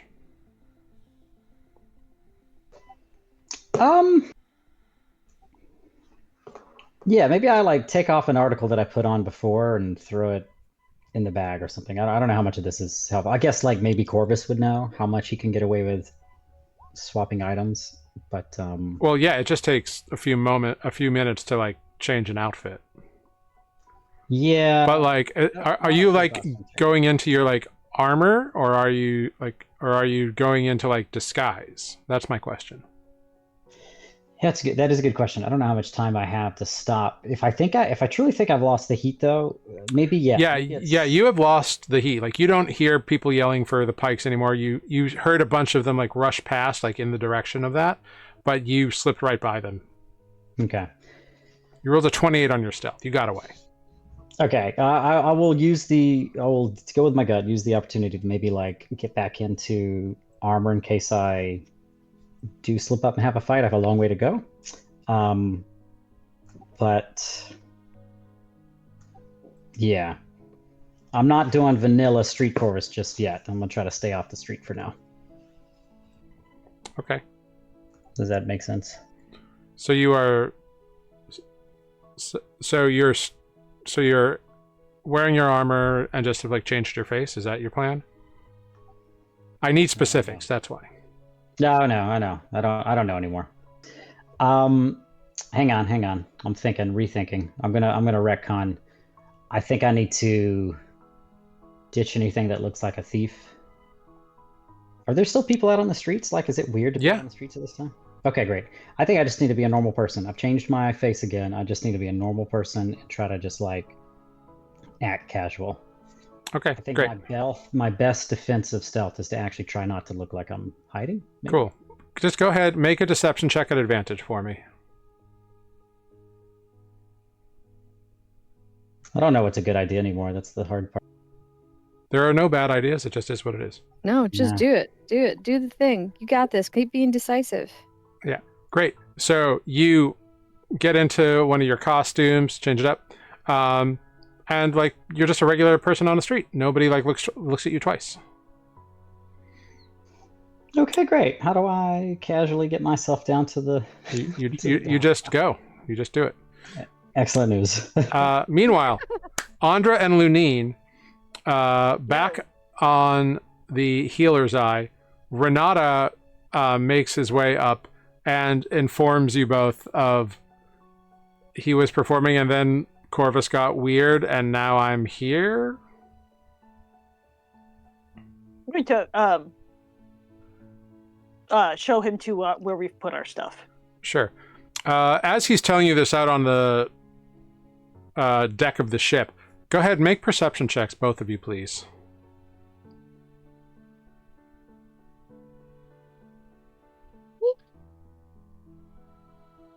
There it is. Okay, On point. cool. 11. Andra, Don't you dare. you... oh, dog troubles. Andra, as Renata is explaining all this to you, you notice a figure... Doggo. You notice a figure in the crowd watching your entire exchange and then leaving the area. Yeah, I'm basically ushering him below decks. Yeah, Into our. basically you saw that someone like trailed Renata to where you are. Cool. And then like took note of you and Lunine and your conversation. Cool, guys. Now they know the ship. Excellent. It's getting better. Great. Well, Lunine, Tell Renata that he's been followed. yeah, Lunine's gonna armor up and then ask the captain if it's cool if he climbs the crow's nest and to keep a lookout for everything. You are welcome to climb the crow's nest if you desire. Although, if you're anticipating trouble, I'd rather it not occur on my ship. That's fair. I just at least to keep a lookout for now. You say you saw someone. Would it be worthwhile for you to try to cut them off before they got anywhere? Could do that. Make like the wind. Do all this myself. Yes, please, someone do something. All we've done all day is stand and be spotted. I'm on my way. Maybe I'll notice somebody being. I was afeared that us gathering all together again would, like when you don't split the It's party and it, inevitable. I know. It's like, how Don't far? worry. Well, here's the thing. You're also easier to pick off if you're apart. that's Sure. very true. We do need to be together. How far away was this person that followed Renata? Like right at the edge of the dock by the front of the ship. He was watching. They were watching the entire conversation. Cool. Alright, Andra, you stay here. And Lunin's gonna run off. Oh no, and we're try to doing it tail. again. Andra, are you staying here? Andra is going to flip off Lunine and Misty step to that person. Oh, they're gone now. But when you saw them, that's where they were. So you can appear where they were. Oh, they're not still there. No, like you've had this conversation now.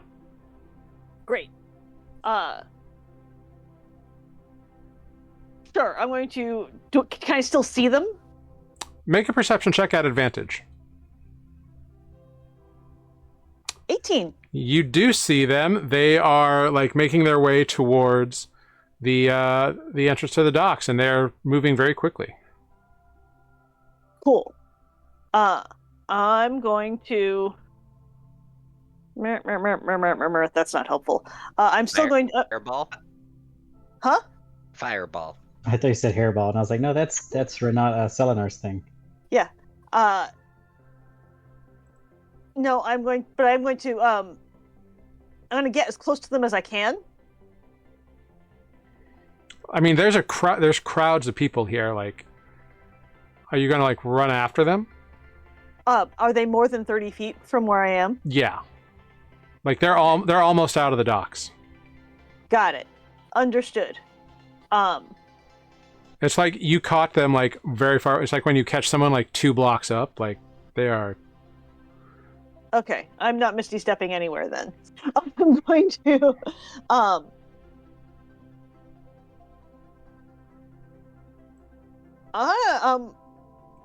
grab them with the chill touch hand.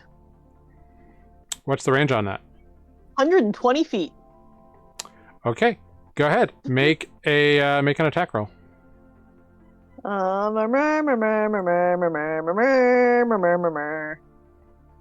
What? Do that. Your hand appears and attempts to grab the person, and the crowd screams, and people are like, "Rogue magic! Rogue magic!" And people shout and scream, and chaos ensues. Lunine, you see this happen. You do not catch the individual with your hand. But they are now full sprinting, running.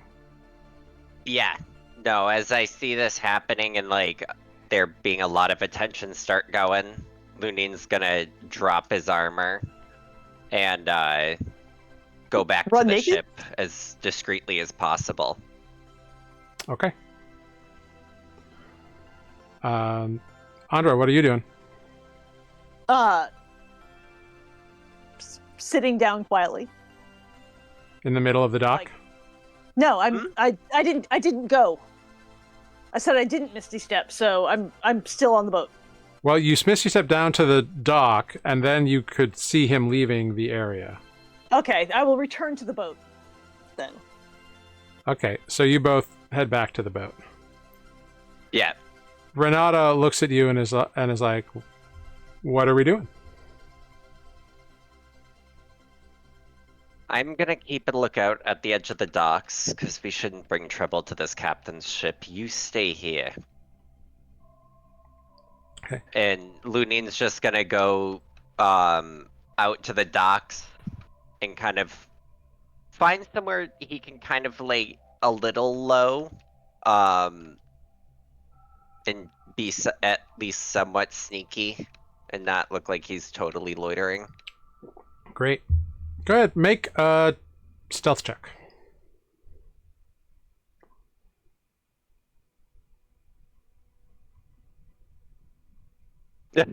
Well, Okay. Yeah, you're like out of the way. not really bothering anybody. People like notice you because you're very noticeable, but nobody is like getting in your grill about you being there. You're able to play off like you're looking for someone or waiting for someone. Yes, I'll continue with that and just keep a lookout for anything that might be trouble coming towards the ship. Cool. What's your passive perception, by the way? 15. Okay, great. Cool. Cool. So you are doing that. Meanwhile, Selenar, you are catting your way back towards the docks there. And Ozo, you're kind of making your way through a separate route. You get to this area through your various means, because as you get closer to the docks, like the ways to get there reduces. Does that make sense? So there's like this little area that's kind of like a recessed little plaza that has columns in it that go up to the ceiling of the cavern, or this level, this tier of the docks area. It's maybe like 10 feet down. And then there's little like shops that are like closed up, and residences that are like done up for the night. Some lights in some of the windows, although the area itself is kind of like a dimly lit area. And you head into this little like recessed plaza, and you're kind of making your ways along. Like Selenar, you come in from one side, and Ozo, you come in from like the main way, kind of making your way. So you're like 50 feet apart or whatever. Both of you make perception checks for me.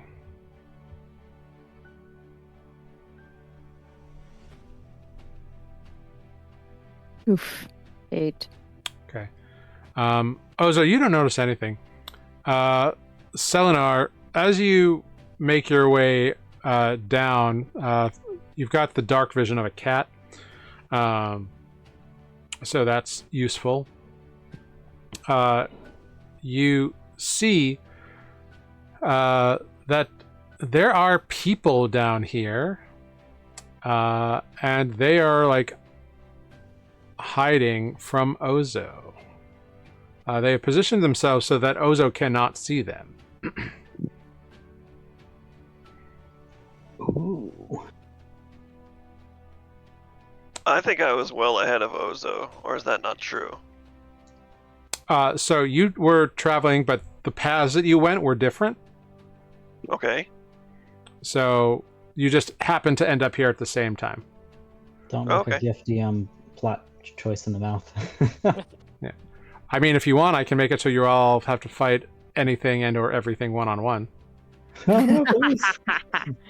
And by one-on-one, I mean you all would be one and they would have numbers. So it's up to you. So I'm sorry then, how many creatures are hiding from Ozo? It looks like 4 or 5, maybe 6 even. One of them seems to be very large, and some of the others quite small. And how close are we to the docks at this time? You're getting real close. It seems like these people are lying in wait. Because like So this is they're going to ambush Ozo, is what you're telling me. looks like it. Yes. Okay, how close are these dudes together? So they're behind these various pillars and little groupings. Groupings is interesting. Yeah, so they're not all in like one area. They're kind of spread out in the area, as it were. Okay, I attempt to get in front of Ozo, still in cat form, and hope she recognizes the same cat that she nearly tripped on shortly ago. Oh, they do. Yeah, they would absolutely recognize the cat, and so they look down and they see you. What What do you do when you see this cat just kind of like run up to you and like be there?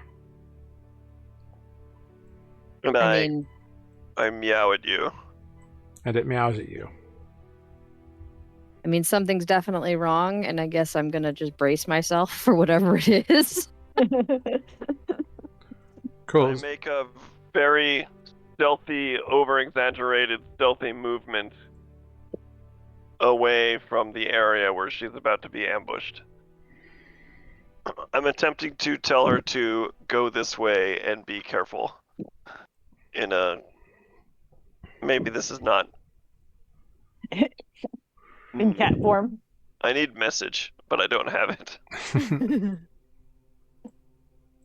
I can't cast spells as a cat anyway. Yeah.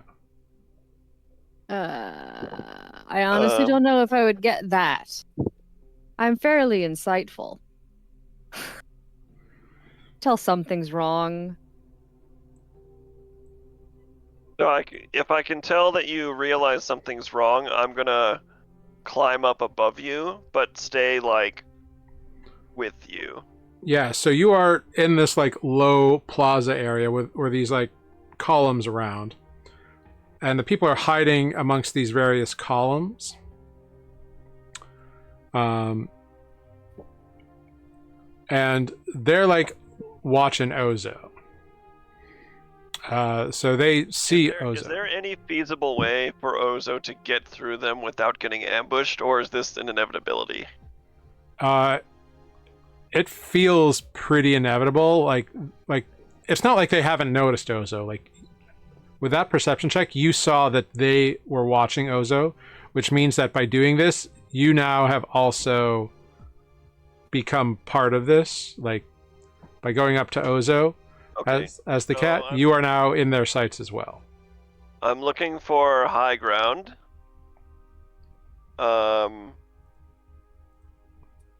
Yeah, make a perception check. There are, like 10-foot walls around you because you're down in this recessed plaza. So the nearest, like the roadway above is probably like 30-40 feet away from you. And, 10 feet up. Okay, well, what I'm gonna do here is I'm just looking for a location where I have some partial cover, and ideally I'm behind the assailants, and ideally I can hit more than one of them with an ice knife at the same time.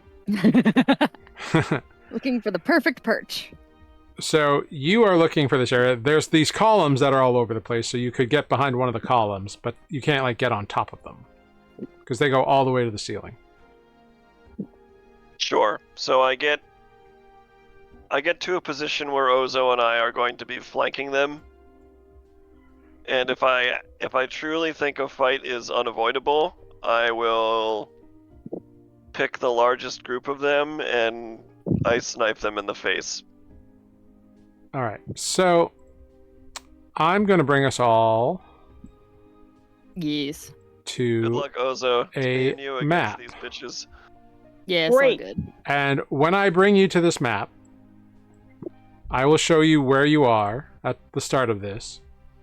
And then, Jeff, you will get to decide where you want to go. You will have 1 round's worth of movement, and I will tell you where you saw people. Copy. And I'm also interested if I am within 300 feet of the docks, if I think I'm that close. Cool. You can make a survival check.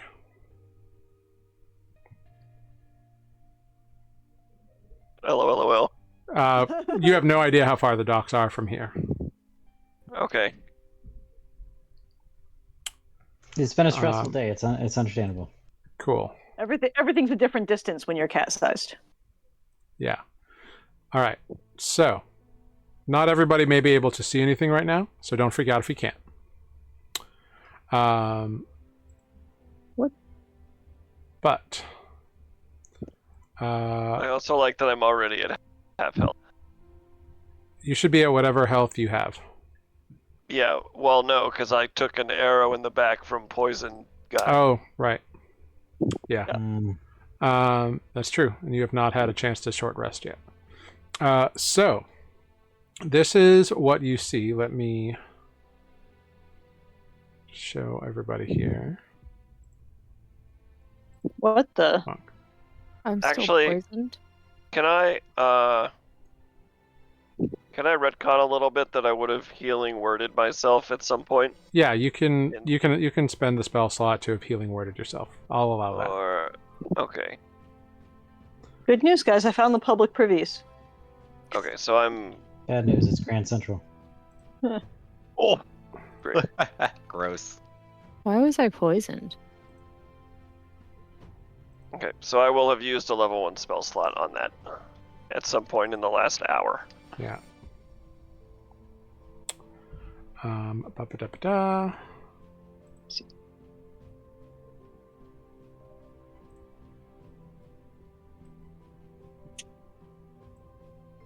Could be worse. Could be Port Authority. It's true. And So, why is my max HP still limited? Staten Island Ferry.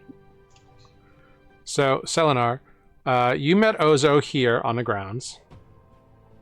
And you know that behind each of these 4 pillars in the middle, and behind these 2 back here, there are people lying in wait. And you have, again, 1 round to do something. Okay. And as a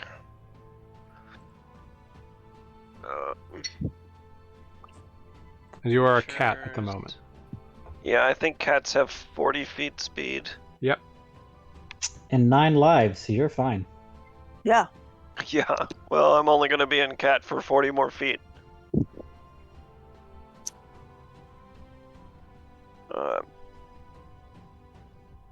I guess I will come to here. And do I see the guy? You are at one of their feet right now. I'm in the same square. Right next to him, yeah. Okay, then I will come here instead. Okay. I'm gonna get where I am essentially right behind him or her, and then I'm gonna thunder wave into the middle of the room. Okay, you are there. And you drop your form and Thunderwave. Yes. Okay, go ahead, make that roll.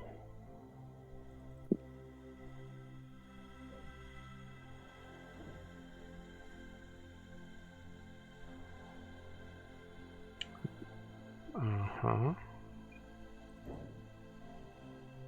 All right. Yeah, you see he takes 5 points of damage. Or you see a very familiar looking man take damage. And is he pushed by Thunderwave? Yeah.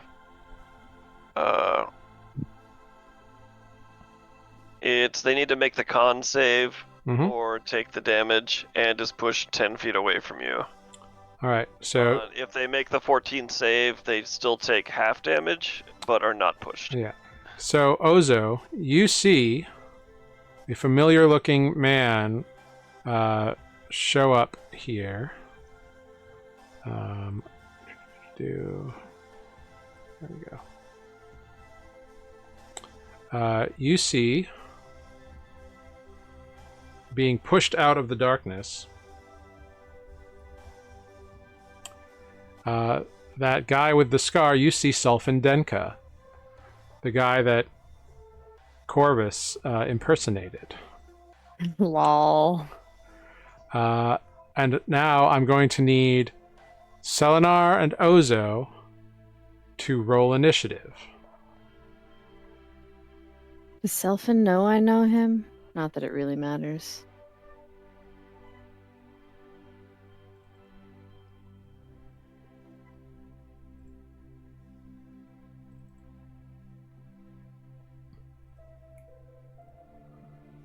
Great.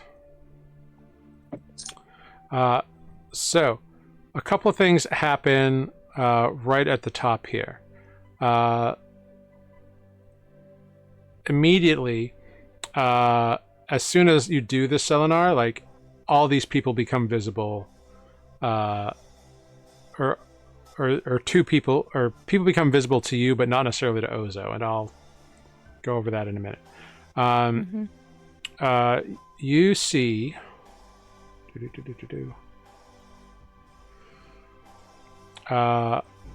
you definitely see Sulfin, Ozo.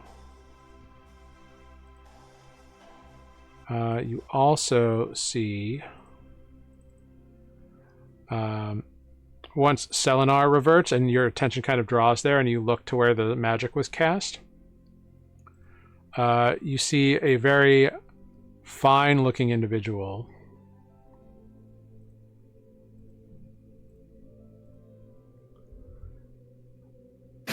Very fine-looking gent. Sort of snuck right behind Selenar. Oh, dang.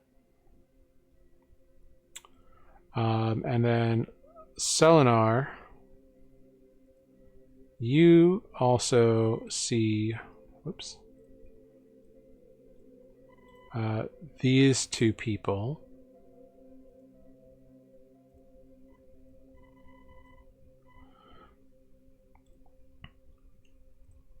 And you know that there's two people behind these columns as well.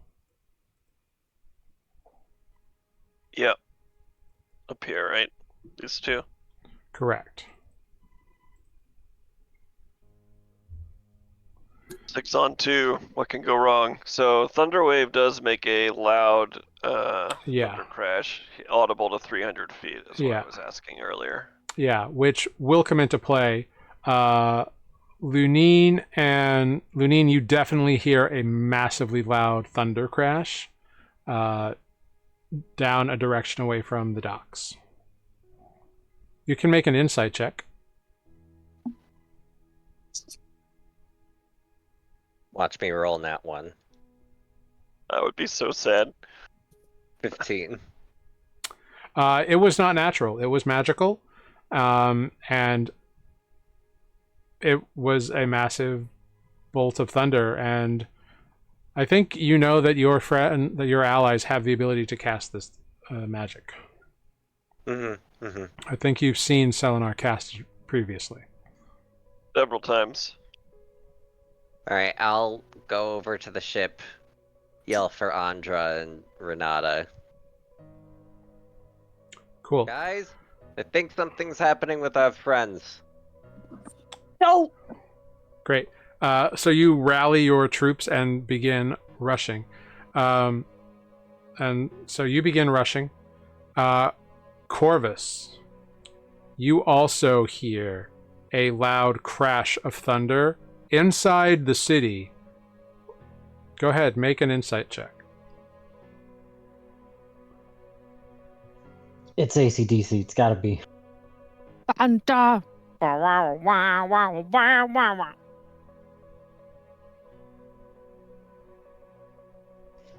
Lord. The only thing you know is like there's no way a thundercloud would be in the city. Do I get any general direction of it, or is it just lower? Yeah, no, you know it's over that way. It's in the direction you're heading towards the docks. I just roll my eyes and go, get this day. Get inverse. Okay. And I make my way that way, trying to act cash. Yeah. Maybe like walking a little bit faster than casual. Maybe just a little. Okay. So, Lunine, you grab your two compatriots, and the three of you begin running that way. It didn't sound like it was too far away. Casting mage armor as we go. Great. Go ahead, mark that down. And you begin running. Corvus, you begin upping your pace a little bit. Most people are like at their homes, but you definitely see heads like poking out windows, confused as to what's going on. And you see back in the plaza,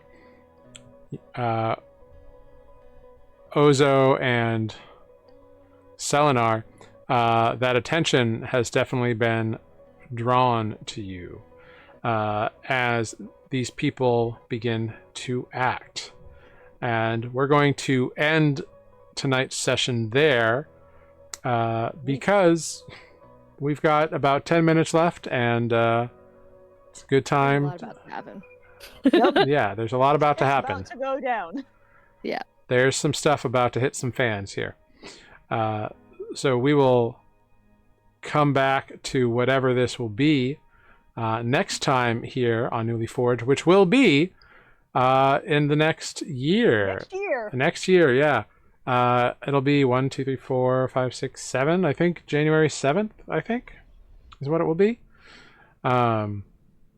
So we will come back to this moment, and you will all see what is what. Oh, that is 3 weeks. Jesus Christ. Yeah. We will not be on the next 2 weeks because it will be Christmas Eve and then New Year's Eve, and I'm imagining varieties of us will be doing varieties of things. I'll be in another country. Some of us will be in other countries. So we will come back to this cliffhanger, as Ives got it rightly points out, next time. Here next year in 2025 with episode 20 of campaign 2 of Nuuli Forged. So I hope you had fun this evening. I hope you all had fun this evening. I hope everybody's enjoying their time here. So let's go around, say our quick goodbyes. I'll figure out who we will raid this evening, and then we'll skedaddle. And y'all can spend the next couple weeks anticipating what comes your way. So let's start with our glorious elf Selenar. Hello, I am still Jeff playing Selenar. He had an interesting time this week for sure. I'm not going to be here probably on the next session because I'm going to be in Australia, but I will work with Jared to figure out what he would do in this situation. Because generally, when we have combat, when people aren't here, you can either choose to have your character be shadowy and indistinct, meaning they will not affect the combat in any way, or you can designate someone to run your character, and they will run the character following any instructions you leave behind to the best of their abilities. You don't have to make that decision now. You can think on it and let us know how you feel about it. But that's generally how we roll when people are absent. And either way is fine. Anyways, I'll be back the week after that, so... Maybe you'll be dead by then. Thanks for watching. Yeah, we might be dead by then. No! Who knows?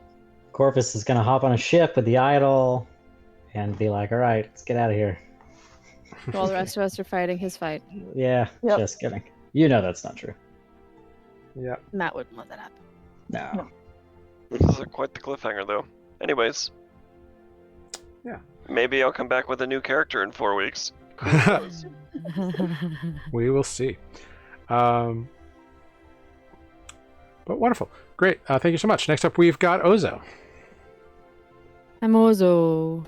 And also Amber. And, yeah. Ozo's down to clown.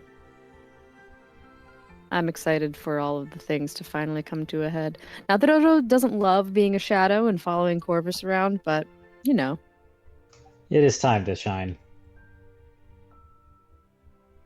Fair I enough. really enjoy making shit up, too. Come back next time for Oza to make up other insults for twins. How about that? All right. I love it. Next up, we've got the luminescent lunine. Luminescent Lunine. You kind of shine. Nessie. That's Sir We will, Luminescent. see you guys in the new year. I am shocked. What happened this year? Jesus. I feel you. But hey, puppy. Yeah. He went back upstairs for now. Next, we got the conniving Corvus. Oh, conniving. Damn. You're the Oof. rogue. Highs and lows, highs and lows. We're this close. This close. But yeah, maybe some of us will get to stretch some combat wings, so to speak, and It's been quite a few episodes since you did any combating. yeah. It's true. Sorry? I don't know. No. Maybe. It's all good. Yeah. Catch us next year to see how we get out of this sticky situation. Next up, we've got the annoyed Andra. I don't know. Hey, I'm Sarah. I have been Andra. It's a real nice boat we got here. Hope y'all are having fun. And with all this time till you see us next year, you can catch up on our past episodes on YouTube. Oh, hey. Sarah should also probably do Okay, I'm that. sorry. If you binge that much, I'd be concerned. Meow, meow, meow. 3 years of Yeah. episodes. There's only a few Yeah. of this particular campaign. It's true. There's a whole lot of campaign 1 and a few little mini playlists of some little mini campaigns. So, one We shots and have a whatnot. YouTube channel. You should watch it. And follow us on social media of varying types to figure out when we're going to do this again. Wonderful. Thank you so much. I have been Jared, your humble dungeon master here on Nuuli Forged. We'd like to thank you all so much for joining us this year, this new campaign. Thank you so much to Taco Sanmashu, who's been sticking around for the story. Thank you so much, Taco. And thank you, as always, to Ives Got It, who is our glorious and wonderful moderator, who's been absolutely pivotal to banning those bots and whatnot. So, everyone, we wish you a very celebratory solstice and a Merry Christmas and a Happy Hanukkah and a joyous Kwanzaa and a happy, healthy, prosperous new year, because God knows we all need that in spite of what's coming. In the meantime, we're going to go ahead and we're going to raid New Age Geeks. They're playing a horror holiday one-shot over there. Ooh. So hop in this raid, let them know that they have been newly raided, and we will see you all next time here on Nuuli Forged. Thank you. Whoops. Haha. Thank Bye, you Matt. so much for being here, and we'll see you next time. Goodbye, everyone. Toodles. Bye. Okay, bye.